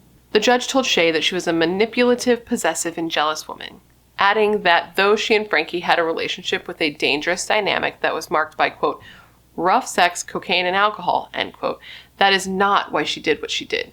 The judge said to Shae, quote, "You lost your temper and acted upon impulse. You loved the man you killed and killed the man you love." The judge then told her, like, listen, I don't think you're a cold-blooded killer. I think you acted on passion. You killed him because you were so upset that he was talking to a 13-year-old girl. But you didn't even bother to look at the fact that as soon as she said she was 13, he blocked her. And she wasn't even a 13-year-old girl. She was 17. The judge then sentenced Shay Gross to life in prison, and she would have to serve a minimum of 23 years before she would be eligible for release. And when her sentence was read, she was completely motionless. The judge then said of Frankie's death's impact on his family, quote, "You have robbed Frankie's family and loved ones of their son and brother and his 2 young children of their father. You ended his life while he was still in his mid-20s. You have not only taken his life, you have blighted those of his mother, father, siblings, and children for decades to come. Until last week, you showed little concern for their suffering, present and future. Your interest was in yourself, not others." Frankie's father, Barry, did come out and make a statement saying that his family is broken. He said that Frankie was young and at the beginning of his life had everything ahead of him when it was just snatched away from him. And he said that he is still grieving and he doesn't know if he'll ever get through this. He then added, quote, "Today I would say to Frankie, I love you, son. You are missed by everyone." So now that we're coming to the end of the story, I want to tell you guys that Frankie's family actually does have a GoFundMe page, which we are in a unique situation here where this is a newer case. Because I don't do a lot of current cases, but we are in a unique situation where this just happened. So we are able to help the family monetarily instead of just, keeping them in our thoughts, keeping them in our prayers. So if you are able to, please go ahead and donate to his family. If you're not, just go ahead and make sure that Frankie's case is known and out there so that others can do so. You can share this video. You can share any articles on this page. I'm going to have the GoFundMe link down below. You can just share that. And if I forget to link it, please tell me, because I always forget to put links in my description box because I post at 4 or 5 in the morning. So if I don't put it, please tell me so I can put it right away, because I want to make sure that this family gets all the help they can get, because this is, And now for one last quote, I want to tell you what the GoFundMe page says in part. I don't think this is the entire GoFundMe page, but I feel like it gave a little insight into Frankie, and it also gave some insight into what the family is going through and what they want to accomplish with this. So the GoFundMe page says, and I quote, "Frankie was a much-loved son, brother, uncle, father, and friend to a family that, as you can imagine, are completely heartbroken. This GoFundMe is set up to help ease the financial strain of funeral costs, so the family can grieve in some kind of peace at this time without adding more stress and worry or trying to find funding for a funeral which was not expected. We are asking communities far and wide to come together at this time by helping support them, any kind of donations, whatever is affordable to help. This lovely family never deserved this amount of pain that had been inflicted on their innocent Frankie's life and have stolen him from them forever. Let's give Frankie the send-off he deserves." And with that quote, that, my friends, is the story of the murder of 25-year-old Frankie Fitzgerald. I hope you found this case to be interesting and informative, and I hope I gave you all the information you would want when looking into this case. And of course, I just want to thank you for remembering Frankie with me today. And now that I've given you all the information, I want to revisit the question of the day, and that was this. Do you believe that Shay killed Frankie in the heat of the moment in an act of passion? Or do you believe this is something she wanted to do for a while and she just finally acted on it? Please let me know all your thoughts in the comments below. Today we're going to be discussing the truly senseless murder of Darlene Vandergiesen. And when I tell you, I cannot believe the things that I read. But before we get started, if you have not yet had the pleasure, please make sure to join the Brat Pack by subscribing and ringing that bell. I put out a new video every single week, sometimes 2 a week, and I would love to hang out with you. Yes, you, specifically you, but I can only do that if you join the Brat Pack and become one of us.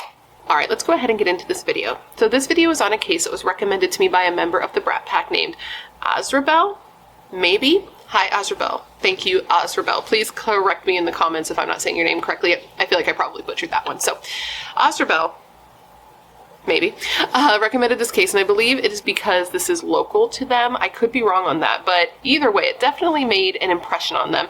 And after reading all the details of this case, I can see why, because it made an impression on me too. Darlene's murder was so pointless, so senseless, so just unnecessary. And I mean, we can say that, like, murders across the board are generally very unnecessary, right? But it's just the reason that Darlene was killed. The justification the person who murdered her had was a perceived betrayal that wasn't even real. It was all in this person's head, and Darlene was like an innocent bystander, really. So today I'm going to tell you the entire story. I read all the things so that you do not have to, and at the end of this video, I want you to answer the question of the day. I'm going to give it to you now so you can have it kicking around in your brain as we go through the details of this case, but of course I want you to answer once you have something to go on. But the question of the day is this. Well, I actually have two. One, do you believe that the person who killed Darlene should have been given the death penalty? And two, this is kind of an extension of that, is do you believe that a person who is deaf should automatically have the death penalty taken off the table? Like, do you think that it is appropriate to execute somebody if you believe that the death penalty is appropriate across the board? Anyway, but do you believe that a deaf person should be eligible for the death penalty? Let me know all your thoughts in the comments below after we go through the details of this case. Now, with all of that said, come gather around and let me tell you the story of the senseless murder of Darlene Vandergiesen. Our story today begins in late March of 2006, and we are in Beaver Creek, Minnesota, and it is cold. It is icy, it is snowy. Like, the middle of this month was reported to be when the state got the most snow for the entire year. So because of all this snow that the state had gotten, and this area had gotten, there was a man named Keith. He was a county worker, and he was out driving a snowplow when he saw something in a ditch on the side of the road that he believed to be garbage. Now, this wasn't the first time that Keith had actually seen this garbage, what he thought was garbage. He had driven by it a couple of times, but each time he did, he kind of was like, that seems weird, but his mind had convinced him that it wasn't, that this wasn't something he needed to look at. But each time he passed it, he kept feeling this way, and finally he got to a point that on this day, at this time, he needed to stop and see what this was. And he said of this decision, quote, "I don't know what possessed me, but it was something that I had to do." So Keith goes back to see what this was, and what he discovered was something that I don't know how a person recovers from finding, because it was the upper torso and head of a woman. And the head of this woman was wrapped in a plastic bag with a cord tied tightly around her neck. And this was the body of 42-year-old Darlene Vandergiesen, a woman who had gone missing from a town 25 miles away. This was in South Dakota, after getting herself wrapped up in a love triangle that she actually played no part in. Now, let's back up a little bit and discuss how we got here. So let's start with talking about Darlene. Darlene was born on July 23rd, 1963, and she was one of two daughters born to parents Dee and Jean, and she was born in Osborne, Kansas, and she was actually born deaf. She and her family lived on a farm near Dispatch, Kansas, until Darlene was about 5 years old when her family moved to Rock Valley, Iowa, which ended up being the place that Darlene grew up. The area she considered her home. This is where she spent her formative years, went to school. She actually ended up attending high school at the Iowa School for the Deaf, where she graduated in 1983. She then lived and worked in Council Bluffs, which I believe is where her school had been, before eventually moving in 1992 to Sioux Falls. Apparently, Darlene had learned that there was like a pretty decently sized deaf community in Sioux Falls, so she moved there for sort of like a sense of family and community. Now, she was super close with her family and her parents, so it wasn't family in that way, but it was just kind of different, you know, because she was born to parents who could hear. So I feel like in a situation like that, obviously without having lived experience myself, you can only understand a person's experience in life so much without actually experiencing it yourself. And even if you experience yourself, it's still going to be a little bit different because everyone is different and processes like life experiences differently. But what was I saying? She moved to this area who had a lot of people who had lived the experience she lived. So that's what this area offered to her, is what I was trying to say. And it really seems like she got what she wanted out of living in this area. Like, she did really well in Sioux Falls. She was friendly and outgoing, and she would go out with like the deaf community. She was very well known in that social circle, but not just in that. She had both deaf friends and hearing friends. She actually had like a lot of friends. She was caring and happy. That was one thing about her. She was a happy person. And after her death, at her funeral, she was said to be the type of person that wanted to bring that little morsel of joy into your life. And every time you would look at a photo of her, you just see this big, toothy smile. She was a religious woman, like she went to church and all that. She also liked collecting Beanie Babies, and she loved animals, especially cats. She loved softball and going to Deaf Club and camping and playing cards. Once she moved to Sioux Falls, she got a job at this place called JD's House of Trophies, which was basically like a company that made sports trophies and like promotional items, things like that. And she got a job in shipping, and she had worked there for over a decade when she was killed. And the fact that she couldn't hear didn't like slow her down at all in this position. She was super good at like reading lips. So she flourished at this job and was considered to be a model employee. That fact, the fact that she was a model employee, is why it was so weird when in the first week of February of 2006, Darlene didn't show up for work. That was totally unlike her. She wasn't the type to not call and not show, but here she was, not showing up and not calling. So after 2 days of Darlene not showing up for work when she normally would, her boss took it upon himself or herself, theirselves, to call Darlene's parents to see if they had an idea what might be going on. As soon as Darlene's parents heard that she had not shown up for work for 2 days, they were immediately worried, and they started calling her over and over, texting her, because she was more of a texter, and they got no response, like nothing at all. So they immediately loaded themselves up and headed to Sioux Falls to look for Darlene. And they weren't coming from Iowa, which was only an hour away. They were actually at a family event in Nebraska when they got this call. So they literally made the trip from Nebraska all the way to South Dakota, got to Darlene's house, and saw that her car wasn't in the lot. So they didn't panic immediately. They definitely thought the whole thing was weird, but they were like, okay, maybe she went somewhere and that's why her car's not here. But then they have a spare key. So they use the spare key to go into Darlene's home. And though nothing looks outwardly weird, like there's no mess, there's no like sign of somebody being in the house and there being a struggle, nothing like that, there were a couple of things that stood out to them. One of which was the fact that Darlene had pet cats and they didn't seem to have been fed.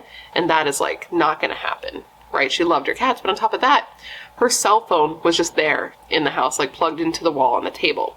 And that was super weird. That was incredibly weird. Darlene was not the type of person to not take her phone with her when she left, even for a short trip. And I mean, that's kind of the way everyone is now.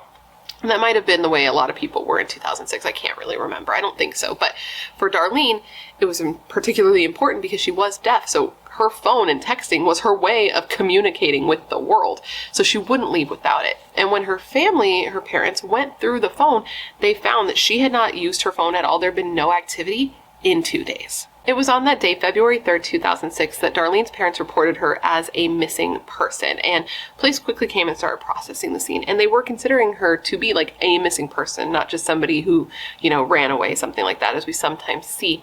And I don't know if they were considering her to be in danger, at that very moment, but pretty quickly they did start seeing her as being in danger, because once they started processing the scene, they put out like an alert on her car so that people could, be on the lookout for this car. And very soon after, they did receive a call because Darlene's car was found abandoned in a Pizza Hut parking lot. So she clearly wasn't out just driving around doing something, because her car was literally abandoned. And when they searched her car, like none of her stuff was inside, her keys, her ID, her wallet, none of that was inside. But there were like some articles of clothing that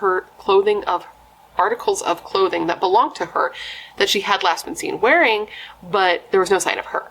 So that's already bad. And police, on top of that, police had looked into her banking activity, and they had seen that there was no activity in days. So they were definitely considering her to be in danger at this point. So they asked the family, they started talking to the family. They're like, we need to figure out what's going on. Do you have any idea what could have happened, how she could have been in danger? Somebody doesn't like her, etc., etc. And they were kind of like, no, like nobody had an issue with her. She was very well loved. The only thing about her life that we could even tell you that could be a lead is that Darlene liked to online date. Like she had profiles across dating websites. Talking isn't going very well for me. 1 second. Her family said that she had been pretty active with internet dating, meeting people offline, all of that, and that her family wasn't happy about it. They were worried about her safety and told her that she just needed to take extra precautions because there were a lot of weirdos out there. And it was actually precious. I saw an interview with her mother and she's like, excuse my expression for calling people weirdos, which I just thought was very pure and shows like the type of person who raised Darlene. But they couldn't really stop her, you know what I mean? She's in her 40s, she is an adult, this is how she met people. This is how a lot of people meet people. And Darlene wanted to meet somebody. She had a lot of friends, obviously, but she wanted like a steady boyfriend. She wanted a husband, and she had had some luck meeting people online. She'd met some people from both the hearing and the deaf community, and she'd gone on some dates. So now police were like, okay, this is probably where we should start because this opens up a pretty large number of people who could have had access to her.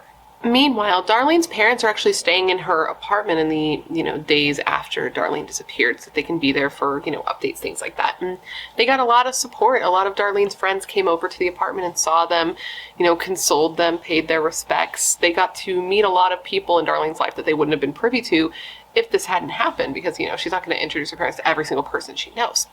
And of these new people that her parents were able to meet were two of Darlene's friends, two women who knew Darlene. This was Sally and Daphne. Sally and Daphne were both also deaf women who knew Darlene.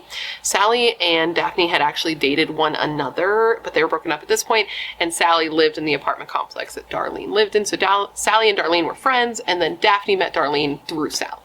Both women told her parents they were so sorry, they couldn't believe she was gone. Daphne gave them a hug and said she hoped that Darlene would be back soon and she would pray for them. And I can only imagine in this moment how just having all of these friends come over and see them must have given them some sort, I can't say relief because I can't imagine it's relief, but it just must have felt like a positive feeling. I don't know how you would describe said positive feeling, but a positive feeling to know that your daughter, who's an hour away from you in this new place, I mean, she's been there a while at this point, but that she does have all these people who come out for her and care about her and people who can relate to her. I can imagine that had to be a positive feeling. Anyways, back to the investigation. So police are following up on that internet dating lead, and they start with the most recent man that Darlene had dated. And this is a guy who they were referring to as Jeff. I don't know if that's his actual name. I read something that made me think that it wasn't his actual name, but we'll just call him Jeff, I guess. And he lived about 90 minutes away from Darlene on a farm. Or he worked on a farm. He may have lived on one too. I'm not sure. There's a farm involved, a Jeff involved, perhaps, and 90 minutes away. So police go to try to question him. They want to talk to him, obviously. And when they get there, they find that he's gone too. He has dipped. He's been gone for a couple of days. So police speak to, friends and neighbors of him, people who know him, and they across the board say that it is weird for him to just disappear like this without telling anybody. And no one knows where he is. So police think this is an interesting coincidence, and they even are holding out a little bit of hope that maybe Darlene's off with him. Maybe they went off together, even though her mom was like, absolutely fucking not. That is not the case. They thought maybe it was possible. Everyone has secrets. I don't know. Maybe she's gone. But that hope would soon be smashed because he came back and Darlene was not with him. So as soon as he came back, police immediately want to question him. They bring him down. They start questioning him. And their first question for him is so where have you been, my guy? You've been gone. She's been gone. What's going on? And he says that he was visiting friends who lived out of town. And the police were kind of like, that's pretty interesting timing, don't you think? Needless to say, they're feeling a little bit weird about this guy because even if he hadn't disappeared, police are always going to look at the significant other or whoever's been dating them, etc, etc. So they are thinking about him with suspicion. Okay. And they want to search his home. They want to search his truck. They want to look into him. So he does give them permission. He gives them permission to look in his truck. And I can only imagine how their jaws must have needed to be picked up off the floor because they look in his truck and they see something back there that looks to be blood, in the back of the truck. And then they take it and they test it and it turns out it is blood. The police call Darlene's parents and they tell her parents that blood was found in the back of Jeff's car. By the way, it was in his trunk. I was saying truck because Darlene had a truck and my brain just has truck. Little red truck carrying a Christmas tree going through its head, through my head. He had a car. So they called Darlene's parents and say that there was blood found in Jeff's trunk. And of course, this had to be an incredibly deflating thing to hear, but they were going to have to wait for the test to come back to confirm whether or not this blood belonged to Darlene. But when the tests came back, they found that this blood did not belong to Darlene. It wasn't even human blood. It was deer blood. And on top of that, Jeff had like a pretty solid alibi for the time that Darlene was believed to have gone missing. He had been on this trip out of town. He had receipts, he had checks he had written, and everything checked out. So they moved on to their next lead, and they already kind of had something in mind, something that they were looking into, because they had been looking through Darlene's internet history. And in looking through her internet history, they found that Darlene had been having issues with a woman named Wendy. Wendy had been sending her some pretty nasty emails, just saying rude stuff to her, calling her like dumb and fat and ugly and smelly, and telling her to like stay away from the apartment complex where she lived, telling her to stay out of her life, to get away from Wendy's lover. She would literally put in the subject lines of these emails like phrases like "I hate you." It was just some really vile shit. So police were like, okay, we should probably look into this Wendy person. And they had a lead on where to start. Now, I have no idea how they're able to figure this out. Well, I do, and I'm going to tell you. But when I first read this, I had no idea how they were able to figure this out. And they were able to determine by the writing style of the emails that the person who sent the emails was likely deaf. I was just like, how could they possibly be able to tell this by an email? But, okay, apparently, from what I've learned from looking into this case, is in the deaf community, when you, like, conversational English is not spoken the same, like it doesn't translate the same when it's written out. One detective that was interviewed for an episode of Forensic Files that I watched on this case said that they speak in unstructured sentences to just basically get their words and their point across. So it's just totally different. And I read some of the emails and it is totally different, and that's how the email was written. So that's a lead. It doesn't really narrow things down that much since, you know, Darlene was deaf and had a lot of friends in the deaf community, but it was at least a start. So police start questioning friends and family of Darlene to see, you know, who was Wendy. They were trying to track down Wendy, and they find out that no one knows who Wendy is. And according to Darlene's family, even Darlene herself did not know who Wendy was and was actually trying to figure it out, but hadn't yet. But police were going to have a little more success in figuring out who Wendy was because they have, you know, more assets than the average bear. So they actually subpoenaed the internet provider for this email, which was Yahoo, so that they could figure out who, you know, who this email belonged to. And they were able to trace this email to the home of a woman named Jackie, a woman who was not yet on police's radar at all. So with that information, police contact this woman named Jackie, and they tell her they'd like her to come down to the police station so that they could question her about the disappearance of a woman named Darlene Vandergiesen. And Jackie's kind of taken aback because she's like, I have never met Darlene. Are you sure that you're not trying to get in contact with my roommate? Because my roommate does know Darlene. Now, I'm going to give you a second to put down below who you believe her roommate is, because it is somebody that we have discussed throughout this video so far in passing, but perhaps, you know, you have an idea of who this may be. I will wait for a second so you can put it in the comments, or if you want to pause me and then put it in the comments and then come back. I'm kind of filibustering here to give you a moment to put your guess. Okay. Her roommate was a woman named Daphne Wright. Yes, Daphne, as in Daphne and Sally, as in the friends who visited Darlene's parents after Darlene went missing. So police are like, actually, you know what? How about both of you come down for questioning? And both women voluntarily do.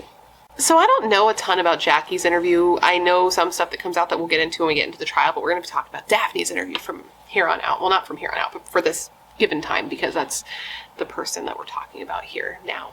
That's where our line of discussion has brought us. So Daphne sits down with police with an interpreter so that they can have a conversation. And the first thing they ask her is just kind of like, so, can you tell me about your relationship with Darlene? And she tells police that she had met Darlene at the ASL club and that they had become well acquainted, that she often saw her around. She would see her at the apartments all the time because, you know, her ex-girlfriend Sally lived there. And she said her and Darlene were friends, they were buddies, they had a good relationship, but police already knew at this point that that wasn't the case. So let me give you a little backstory on Daphne. Daphne, as I said before, in case you don't remember, what is deaf like Darlene, but she wasn't born deaf. She actually was able to hear for the first 10 months of her life. But when she was 10 months old, she contracted rubella, which is also called the German measles. It's like, a rash. And she actually went deaf from this illness at just like the young age of a baby, not even 1 year old, which is already, a hard thing to grow up with, because you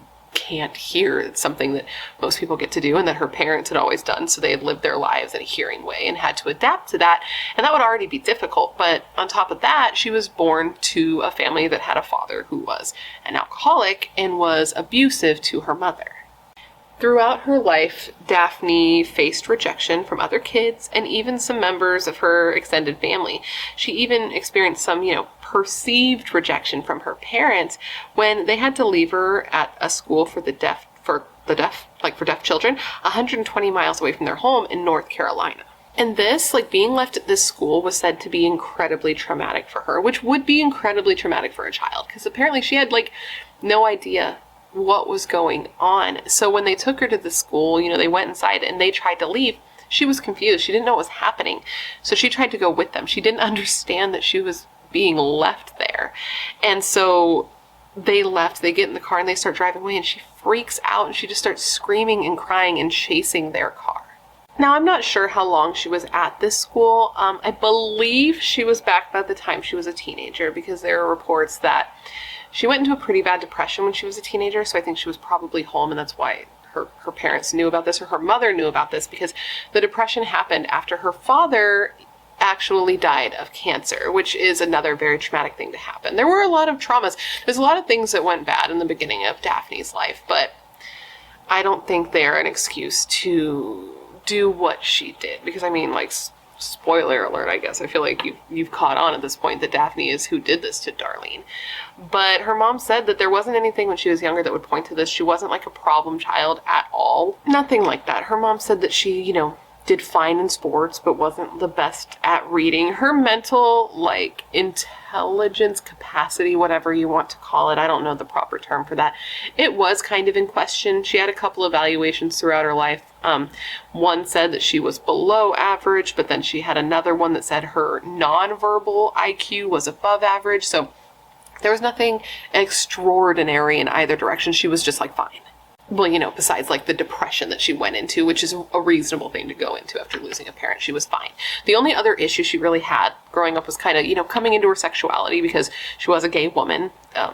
She had realized by the time we're talking about her that she was a gay woman, but growing up, it took her a little bit to get there. She dated some boys, but after a bit of time, she realized that wasn't really for her. She wasn't about the dude life. You know what I mean? She was I like chicks, and she wanted to find her one. So she started dating women, and by the time she was an adult, she was, dating women exclusively, and she had been in a couple relationships here and there, even some longer term ones, but none of them were to her as serious, and she wasn't as intense about as she was with the woman named Sally, who we talked about earlier. To Daphne, her and Sally seemed like a good match. It seemed like good timing. She was older by this time. I think she was in her late 30s, early 40s by the time they were in an established relationship. And she just felt like this was such a good match. She and Sally were both deaf. They could, bond over shared life experience. They were really into each other. It just seemed perfect. So they got together. Things moved fast, and they ended up moving in together. They actually ended moving in with Daphne's friend Jackie, right? Jackie, the one who police call and are hey, we want to talk to you about Darlene. Well, it turns out that Jackie, in addition to being Daphne's friend and roommate, she was also Daphne's ex-girlfriend. So I guess what happened there is that Jackie and Daphne met online in a chat room, and they talked for a while online before finally Jackie took a plane to Daphne in Maryland, which is where she was living at the time, and a relationship ensued. She stayed. She was cool, we're together, this is cool. But then in October of 2000, Jackie and Daphne, thank you, Brittany, thanks to me, I want to thank me. They moved together back to Sioux Falls, and within 2 years of living there, the relationship had already ended. So Daphne's back on the dating scene when she meets Sally. And Sally, I believe they met online because Sally's living in Wisconsin at the time. So Daphne goes to Wisconsin and is staying with Sally there, but within a little bit of time, I think it was 2 years. It was also 2 years. They decide they want to leave Wisconsin and move back to Sioux Falls, where they end up moving in with Jackie. I guess they wanted to move there because, Daphne knew from living there for a time that they had a strong deaf community, and they also wanted to look for work, for jobs, which is ironic because Daphne was said to be the type of person who didn't really work. She would occasionally work odd jobs, but mostly just accepted governmental assistance and played video games all day. But the plan was to move there to get jobs, and they were going to be moving in with Daphne's friend / ex, Jackie. So Daphne and Sally lived with Jackie for a little bit over a year, and as I'm sure you can imagine, it was a little bit awkward. And whether it be because of the prior relationships involved in everybody or just conflicting personalities, I can't say for sure, but Sally and Jackie did not get along. They fought often, and Jackie said that Sally was lazy and had a temper. So Jackie and Sally would fight, which would lead to Sally and Daphne fighting. And I'm sure that Sally and Daphne had their own issues as well. And whether it be their issues or the tension in the house, I can't know for sure. Again, I don't know these people. I'm just telling you what I know from all the things that I've read. But what ended up happening is they moved to Sioux Falls, and by 2004, the two broke up. This was in September of 2004 that the two broke up. So Daphne had a really hard time with this breakup. She had a hard time accepting that it was over to herself or even to other people. She told people they were still together. And it's probably because it was just hard, you know what I mean? They were together 5 years. It would be hard for a relationship like that to end. And it would be particularly hard because they were still being friends. They hung out together almost every weekend, even though they were broken up. So, since Jackie was Daphne's friend and not Sally's friend, it was Sally who ended up moving out of the apartment that the three shared. And she ended up moving into an apartment complex called Timberland Village. And this was an apartment complex that had a large deaf community. And it had so many deaf people living in the apartment complex that it was actually referred to as just the deaf apartments. Now, it was at this apartment complex that during an apartment member game of cards that Sally met Darlene. Darlene, another deaf woman that she could bond with and become friends with, and Daphne was not happy about this. As soon as she found out that Sally was hanging out with a new woman, she was pissed. She could not accept that they were just friends. She 100% believed that they were into each other romantically and physically, despite the fact that Darlene was dating a man, had exclusively dated men, and was, by all accounts, a straight woman. But Daphne, man, she had trouble understanding why the two were not together. She was in love with Sally and convinced that they were meant to be together. So she's like, because we're meant to be together, the only thing that could be coming between us is this new person, Darlene. And instead of looking inward and being maybe I'm the problem, maybe I'm the drama, maybe we just really aren't that good for each other, she started just blaming others. And the others she was blaming was Darlene. There was no others, it was just Darlene. Since Sally and Daphne were still friends, this was something that would come up a lot. And Sally told her, she wanted the relationship between the two of them to be over. She wanted to date other people. She was just trying to be honest. And Daphne's response was always just well, you obviously just want to date Darlene. She couldn't understand that, no. She just wanted to not date you, Daphne.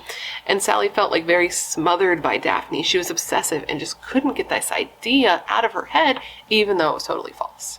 And Daphne's suspicions were confirmed, not actually confirmed, but confirmed to her, in her mind, when one day, after the two had broken up, and very shortly before Darlene went missing, Daphne shows up at Sally's apartment unannounced. She knocks on the door, Sally opens the door, and Daphne sees Darlene in Sally's apartment, and she fucking loses it. She goes off, she gets mad, she starts yelling. Her and Darlene start fighting, and Daphne's just screaming at her, telling her that, she's ruining her relationship. Why are you ruining our relationship? Flipping her off, etc., etc.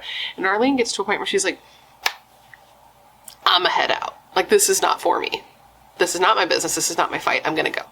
Once Darlene was gone, the fight then continued between Daphne and Sally, and it kept escalating and escalating, and Sally kept telling Daphne to leave, this is my home, you need to leave, but she refused.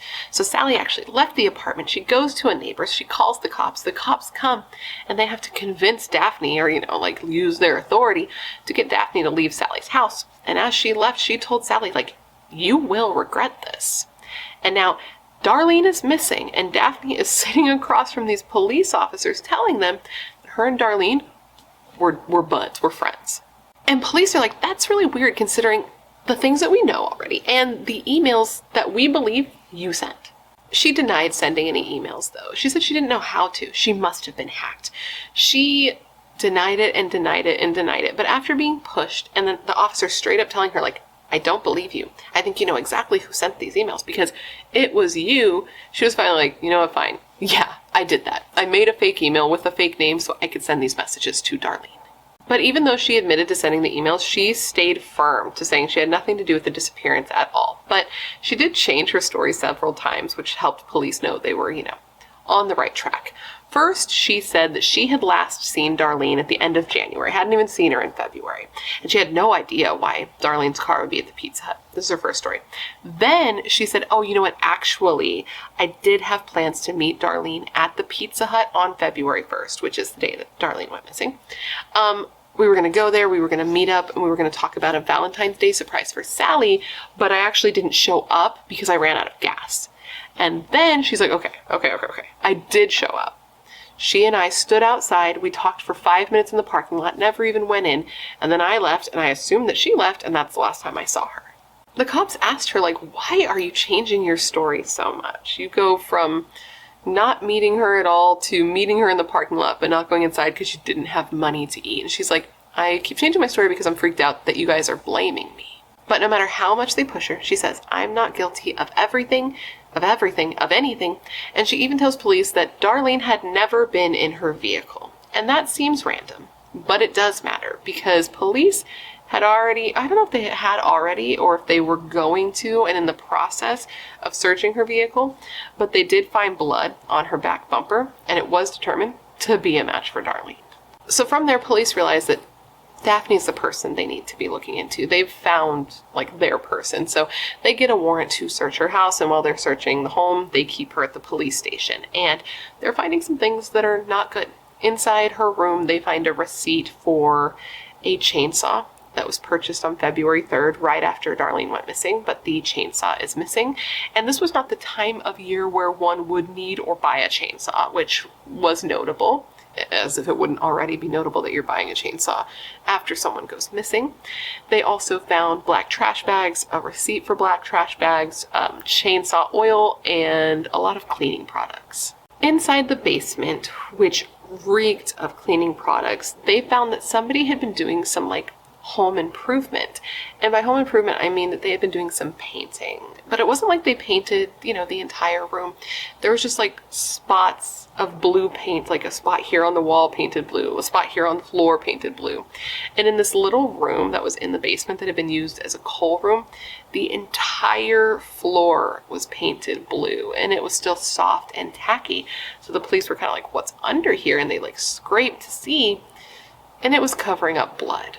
So that is already bad. But they also note that on the floor of the basement, there were striation marks that looked like someone had been... There were marks from a chainsaw in the floor of the basement. And on the wall in this coal room, they saw what looks to be and turned out to be bone fragments, muscle, tissue, and blood. So all of this was taken to be tested, and 2 days later, the results came back, and all of this was a match for Darlene. And they were able to tell that this was a match for Darlene without even having her body because they were able to get her DNA from her toothbrush and her hairbrush. They had to then bring in Darlene's parents and give them the news. And her mom said that she just knew it was bad news as soon as she got brought in, as they bring them into this room with, like, all the detectives and the chief of police, the whole nine. And she just knew, like, this couldn't be for good news. And then they learn that their daughter is gone and in this way. And I can't imagine being them. Like, her dad talked about the last time he saw her and how she, like, wrapped him up in this big hug with her big arms and then told him that she loved him in sign language. And now they're just learning that she's gone forever. I just cannot imagine being her parents in this situation and knowing that this woman who did this had came to you and held you and consoled you. And her parents had known that there had been some drama between Darlene and Daphne because Darlene had told them, but Darlene had also told them that, like, they had buried the hatchet and that things were fine. And now they were finding out that that wasn't the case at all. And her mother said of this quote, "She gave me a hug and she said she was sorry that Darlene was missing, that they were friends, and she would be praying that we would find Darlene soon. And I thanked her for coming." That's just so traumatizing. So, as I'm sure you can imagine, less than 2 weeks after Darlene went missing, Daphne was arrested, and she was charged with first-degree murder, second-degree murder, and aggravated kidnapping. When it first came out that Darlene was more than likely not missing, but dead, this was so shocking to people because she was not the type of person to have any enemies. Her friends were just like, why anyone would want to kill her is beyond me. She is literally delightful. She was never the type to get upset, get mad. There was like nothing negative about her, and they just said they wanted her back. But they didn't know where she was, and Daphne wasn't admitting anything, so police knew that they needed to try to recover her body here because she wasn't making a confession, and they could tell by the evidence that she had more than likely been dismembered and then disposed of. So police start their search, and they know that their first course of action needs to be looking at the trash cans and the dumpsters, near Daphne's home. So they do that, but they don't have any luck because the trash has already been picked up. So this leads them to the Sioux Falls landfill, and this is a daunting task because it's 470 acres. It services 5 counties and like 250,000 people. Their trash goes to this landfill. And on top of that, it was estimated that during the time that Darlene went missing, there was probably 200 to 300 tons of garbage put into that landfill. Not to mention that it is freezing. It is February in South Dakota. It is below 0 degrees, but people are still out there searching with their hands and pitchforks and machinery. And man, they really searched that landfill, going through bag after bag before finally, 5 days after the search began, they found what they were looking for. They found a pair of legs that had been cut below the knee and the lower torso of a woman. And they knew right away that this was Darlene because first off, who else would it be? What are the odds that another person would be here? Very, very low. And I mean, it was so clear to them that they listed her. They listed this body that they found as Jane Doe / Darlene Vandergiesen. And if finding her body wasn't enough, it was the stuff that they found with her body as well. They found bloody pieces of carpet, bed sheets, coal dust, rope. They found carpet fibers. They found an extension cord that would have been used for a chainsaw. And this extension cord was shoved inside of a bag with an ASL sweatshirt that had DNA on it. It was blood spattered for one, and it had 2 DNA profiles on it. Darlene's and Daphne's. Darlene's was the blood on the outside, and Daphne's DNA was on the inside of the sweater because she was likely the one who was wearing it. So they found all of this in the landfill, and during this time, Daphne is, of course, in custody, and we're awaiting trial. And while we are awaiting trial, that's when more of Darlene's body parts, for lack of a better word, were recovered because it looked like she had been dismembered and then scattered. Because remember, Keith, that county county worker in Minnesota, had recovered parts of Darlene, her torso for one, which was mostly like intact. There was a little bit of decomposition on parts of the body that had been exposed to more of the elements, and the arm was broken in a couple of places, but it was mostly intact. And then he also recovered her head, which was, wrapped with a plastic bag with a cord wrapped around her neck. And this cord was important because the cord that was used to wrap around Darlene's neck was found on the wall, like a spool of this cord was found on the wall in Daphne's garage. So they were able to connect it that way. In addition to that, her face, like when the bag was removed, her hair and her body had the smell of petroleum on it and had signs of charring, including her bra, because whoever did this, which was Daphne, which they knew this, but so let's just say Daphne tried to set her on fire, tried to burn her before apparently just giving up and dismembering her. Like the bag that was around her head was like stuck to her neck because it had been on the body when she tried to burn it. And I actually don't think I mentioned this before, but when the police searched Daphne's home, like when they were doing that initial search and they scraped that blue paint off the floor and they recovered blood underneath, they also released like the strong smell of petroleum when they lifted up that paint. From the remains that were recovered, they were able to do an autopsy. And from the autopsy, they uncovered that Daphne had attacked Darlene, put a plastic bag over her head, and tied a cord around her neck in an attempt to suffocate her. And in addition to that, she had some blunt force trauma. So they were not able to determine exactly what her cause of death was. They said it was either from suffocation or from a beating, because she had a 7-inch skull fracture to her head, or a combination of the two, but they couldn't tell which thing happened first. After death, Daphne attempted to burn Darlene's body, but when this wasn't successful, she kept Darlene's body in her house for 2 days before finally getting some money, going to the hardware store, getting a chainsaw, and dismembering her. So Daphne was arrested, as I said, and she was facing the death penalty. And if she had actually received the death penalty, she would have been like the first female defendant in South Dakota to receive it. Like, she was the first female in South Dakota to be in a capital punishment case. And she actually was executed. If they went through with the execution, she'd be the first to be executed in the state, in decades. Like, there were 4 men at this time who were on death row, but none of them had been executed yet. And if she was put on death row, she would have been the very first deaf woman in U.S. history to be put on death row. Oh man, the death and the deaf is getting me right now. Now, this decision to go after the death penalty was seen as controversial in this case. A lot of people were like, you're really gonna execute a deaf person? To which I say, deaf people, love them. My sister is hearing impaired, and ASL has been like a thing in my life and existence, like throughout my life. And I still say that that shouldn't play a part in whether or not Daphne gets the death penalty. Like, I do not believe it applies, personally. But her attorney tried to say that it did for sure. He said to execute a deaf person would be cruel and unusual punishment, which is like, you know, a thought. But the prosecution said of this quote, "We don't have different rules for different people. We don't have different rules for different groups." And it wasn't just the prosecution who felt this way. Many disability rights activists actually agreed with the prosecution, saying that equal rights for deaf people mean equal treatment everywhere, including the courtroom. And the president of the American Association of People with Disabilities, his name was Andrew, he said that Daphne didn't deserve any leniency because of her deafness. And he said of this quote, "I think it's very dangerous to argue that deaf people, as a general matter, shouldn't be eligible for the death penalty."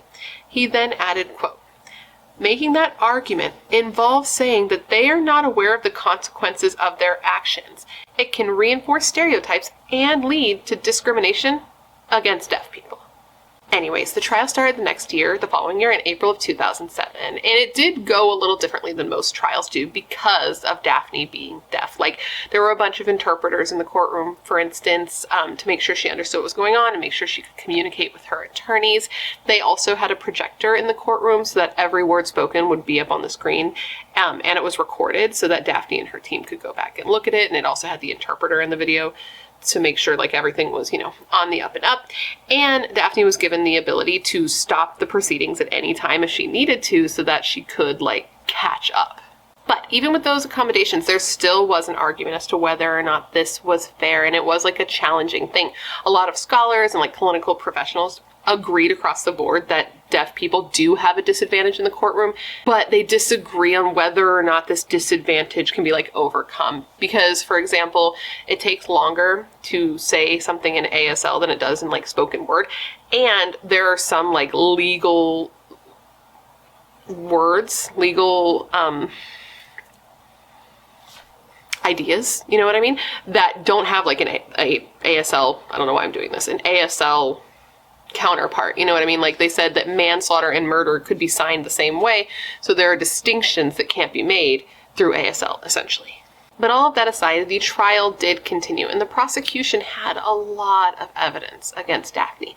They had her interrogation footage where she admitted that she was the last person to see Darlene alive and that she had seen her at the Pizza Hut where her truck had been abandoned, where Darlene's vehicle was found abandoned. They also had all the evidence from her home, the blood and tissue and bone in the basement, the chainsaw oil, the receipt from, I believe it was Ace Hardware. It's a hardware store where the chainsaw was purchased, and the police even went to this hardware store and confirmed with somebody who worked there that the person who came in to get the chainsaw was a deaf black female. And this person was able to pick Daphne out of a photo lineup.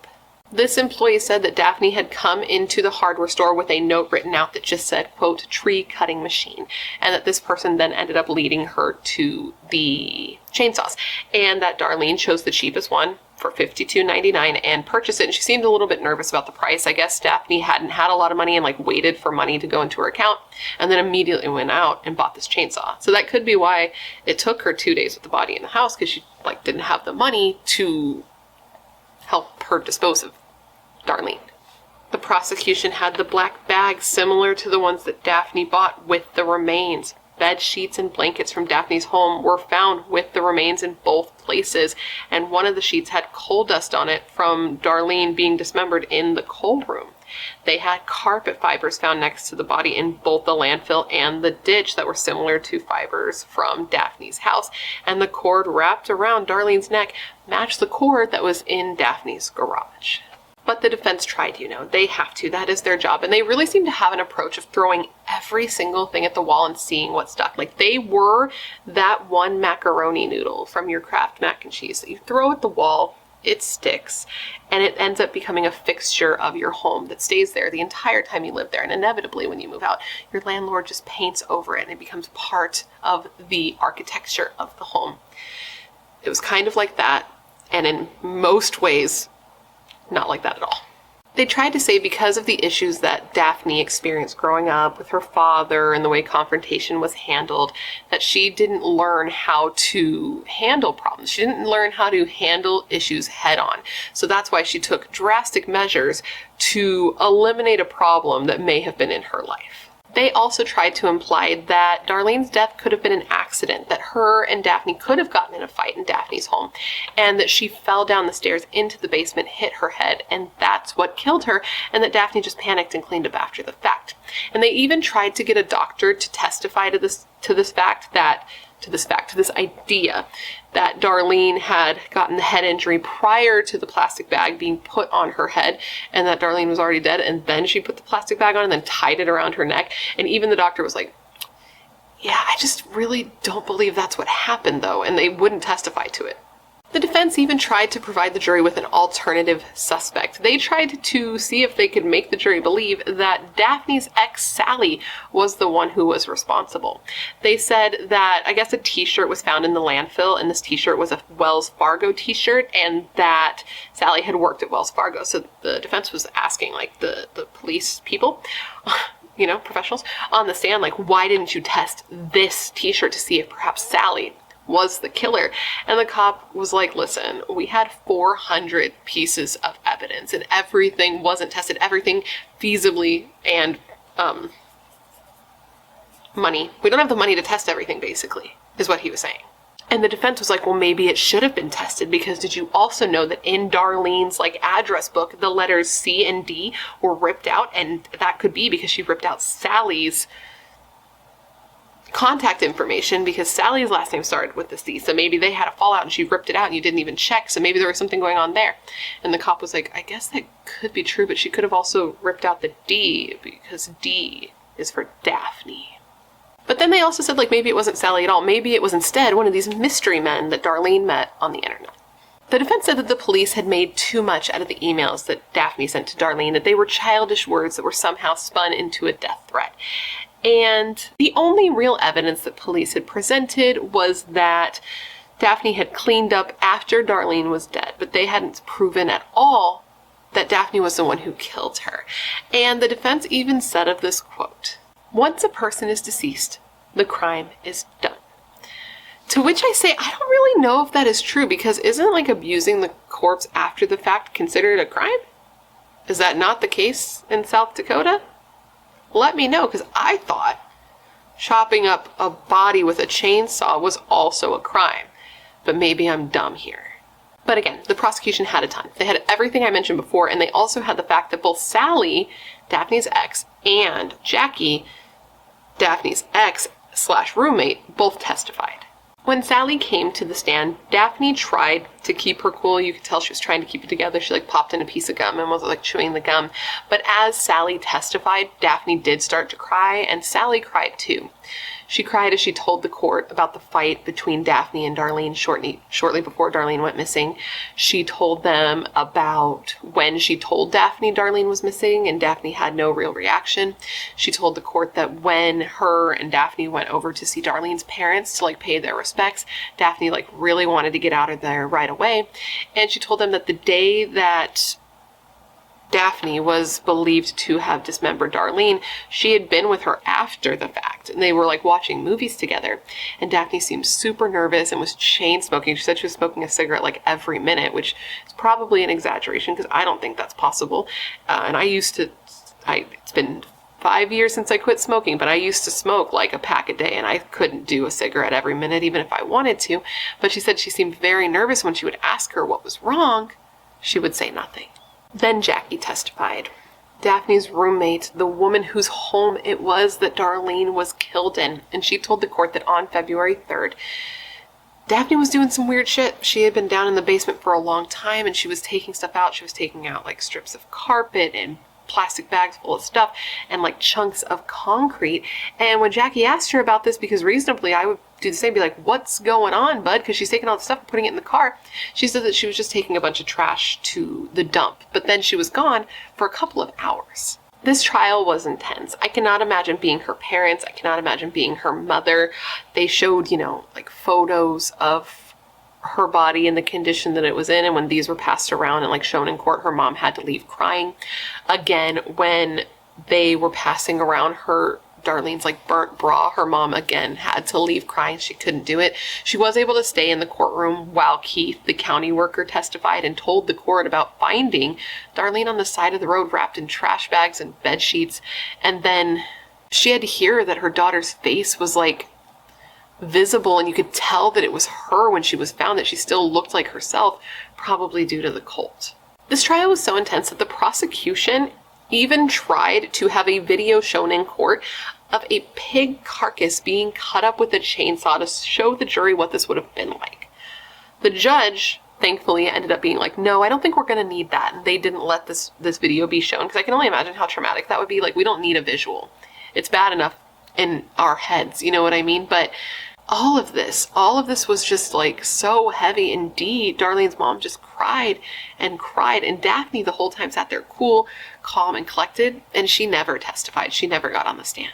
The prosecution told the jury that Daphne had murdered Darlene and then dismembered her body as a result of a depraved mind, and she should therefore be given the death sentence. And the defense said that, that's not what happened. She didn't kill her, and she didn't cut up her body for any sort of depraved pleasure or anything like that. She only did it to try to get Darlene's body out of the basement.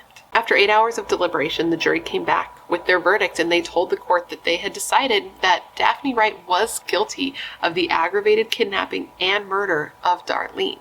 And when the jury foreman read out the verdict, Daphne finally did cry. She started to cry, and the DA, the prosecutor, turned to Darlene's parents and just gave them, like a somber nod. Now, at this point, the jury was let out of the courtroom so that the judge and the attorneys could discuss what was going to happen next. And what was going to happen next is that Daphne was going to be sentenced, but it was going to take a little bit of time, because once the jury was summoned to come back with their recommendation, they said they needed some more time because they needed to compose themselves, because this whole situation had been so traumatizing. But when they did come back, they did say that the prosecution had proven beyond a reasonable doubt that Daphne had a depravity of the mind, which meant she could be eligible for the death penalty. But they decided instead to recommend that she be given life in prison with no possibility of parole. And after the fact, a couple of the jurors said that they felt that they needed to show Daphne the mercy that Daphne did not show to Darlene. So with that, Daphne Wright was sentenced to life in prison with no possibility of parole. Darlene's mother, spoke directly to Daphne when she said, quote, "We pray for you every day, asking that God may touch your heart, that you may come to know his love, and that you repent of your sins and seek God's forgiveness." She's a bigger woman than me. I will say that, because she even spoke to Daphne's mother directly, consoling her, saying, quote, "As one mother to the other, I express my sorrow to your family. We both have lost our daughters, one to death and the other to prison time for as long as she lives. May God's grace be shown to you at this time of pain in your life." I can honestly cry. I can't imagine being this woman, and I can't imagine just having the presence of mind to care about the mother of the person who killed your child. I don't know what I would be like in this situation, obviously. Maybe I would feel that too, but I just feel like knowing myself, I would just be so filled with rage that it would be hard to compartmentalize that way, but she was able to. Now, seems like we should be done, but we're not quite done because, as we often see in these cases, Daphne did appeal. Basically, her and her attorneys argued that her statements in her interrogation should have been thrown out since she had not been Mirandized and did not have an attorney, but she was not under arrest and she was free to leave, so that didn't apply. She also had an issue with a lack of black jurors and the fact that the trial brought up her prior fight with Darlene, the fact that she believed kidnapping had not been proven by sufficient evidence and therefore murder could not be proven by evidence, to which I say, ma'am, her blood, her bones, her body, pieces of her body were found in your basement. I think we are past that. And one other thing that I found to be interesting is that her attorneys were claiming that by charging her both with aggravated kidnapping and murder, they were basically, how did they word it? They were claiming double jeopardy, which I thought that was the most interesting claim to read about, at least because I've never heard anybody try that. Daphne and her attorneys tried to say that because the aggravated kidnapping charge and the murder charge arose from the same event, that it violated double jeopardy, that she was like charged with both and convicted of both. And the appeals court like really just completely disregarded this argument. If you read the appeal, which I did, they have like these long paragraphs of their reasoning for disagreeing with like every point in the appeal, except for this one. This one they just kind of gloss over and they're like, listen, this is stupid. This is bullshit. You weren't even punished for both. You just got life in prison without parole. It's not like we gave you double life, you know? So let's just chill. That was a paraphrase, but all of that is to say that she was unsuccessful in her appeal and she is still in jail, where I believe she belongs. This case, man, this case is somehow really simple and also really complicated for me. I think the part that makes it complicated in my mind is the legal part, actually not like the crime, because I think it's pretty straightforward what happened, but the legality of it, because in a lot of ways, the court system really isn't designed for the hearing impaired. I think that was apparent in reading everything that I read, and that could make it so her trial wasn't considered fair. Because you know how like when people are having mental health issues, they look at it to see if somebody is fit to help their attorneys with their defense. Like that is something, which obviously somebody who is deaf is not in the same camp as somebody who is like not mentally able to, but they are in some ways not able to assist with their defense when they can't communicate efficiently with their attorneys and with everything going on. So I think that is something to note, but at the same time, I like 100% think that she did it, and I think that it was intentional. Like when I was researching, I read some theories on this message board where somebody posted that like perhaps it was an accident. Maybe they did get into a fight and maybe she did fall down the stairs. Maybe she even pushed her. Like maybe that did happen and it wasn't on purpose. And then when she fell down, she was dead and she's like, oh shit, I do need to get rid of this body, but it wasn't premeditated. But when I really started to think about it, I feel like me feeling like that could be the reality was just a bias for me, because I do have this inherent like softness towards anybody with any sort of impairment. I mean, I know people in my life who are hearing impaired. My sister's hearing impaired. So just across the board, I have this softness towards people who have a struggle that they have to deal with. But when I stepped back and I looked at this, I was like, no, like she did this on purpose.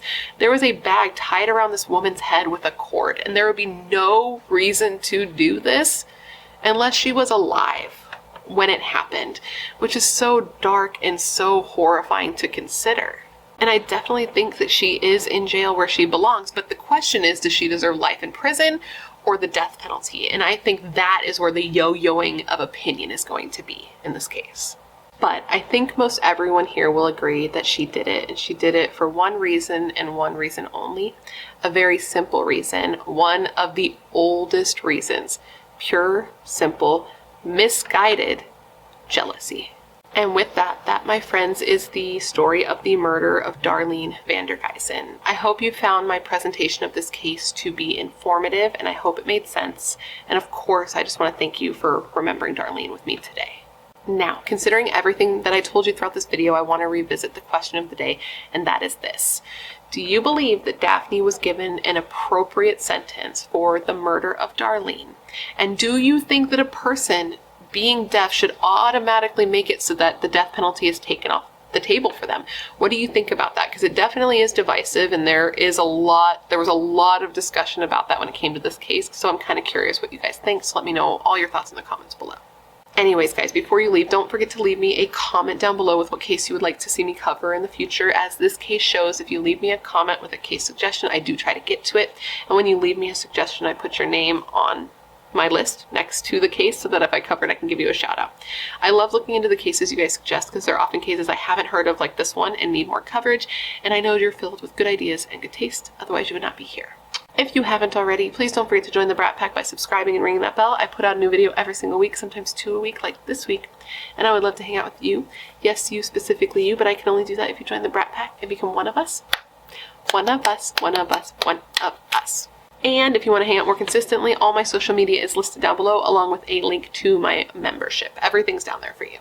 And now with all that said, I just want to thank you for being here when you could literally be anywhere else in the world. That is tight. You are tight. Please stay safe and be a better person than you were yesterday, and I hope to see you in my next video.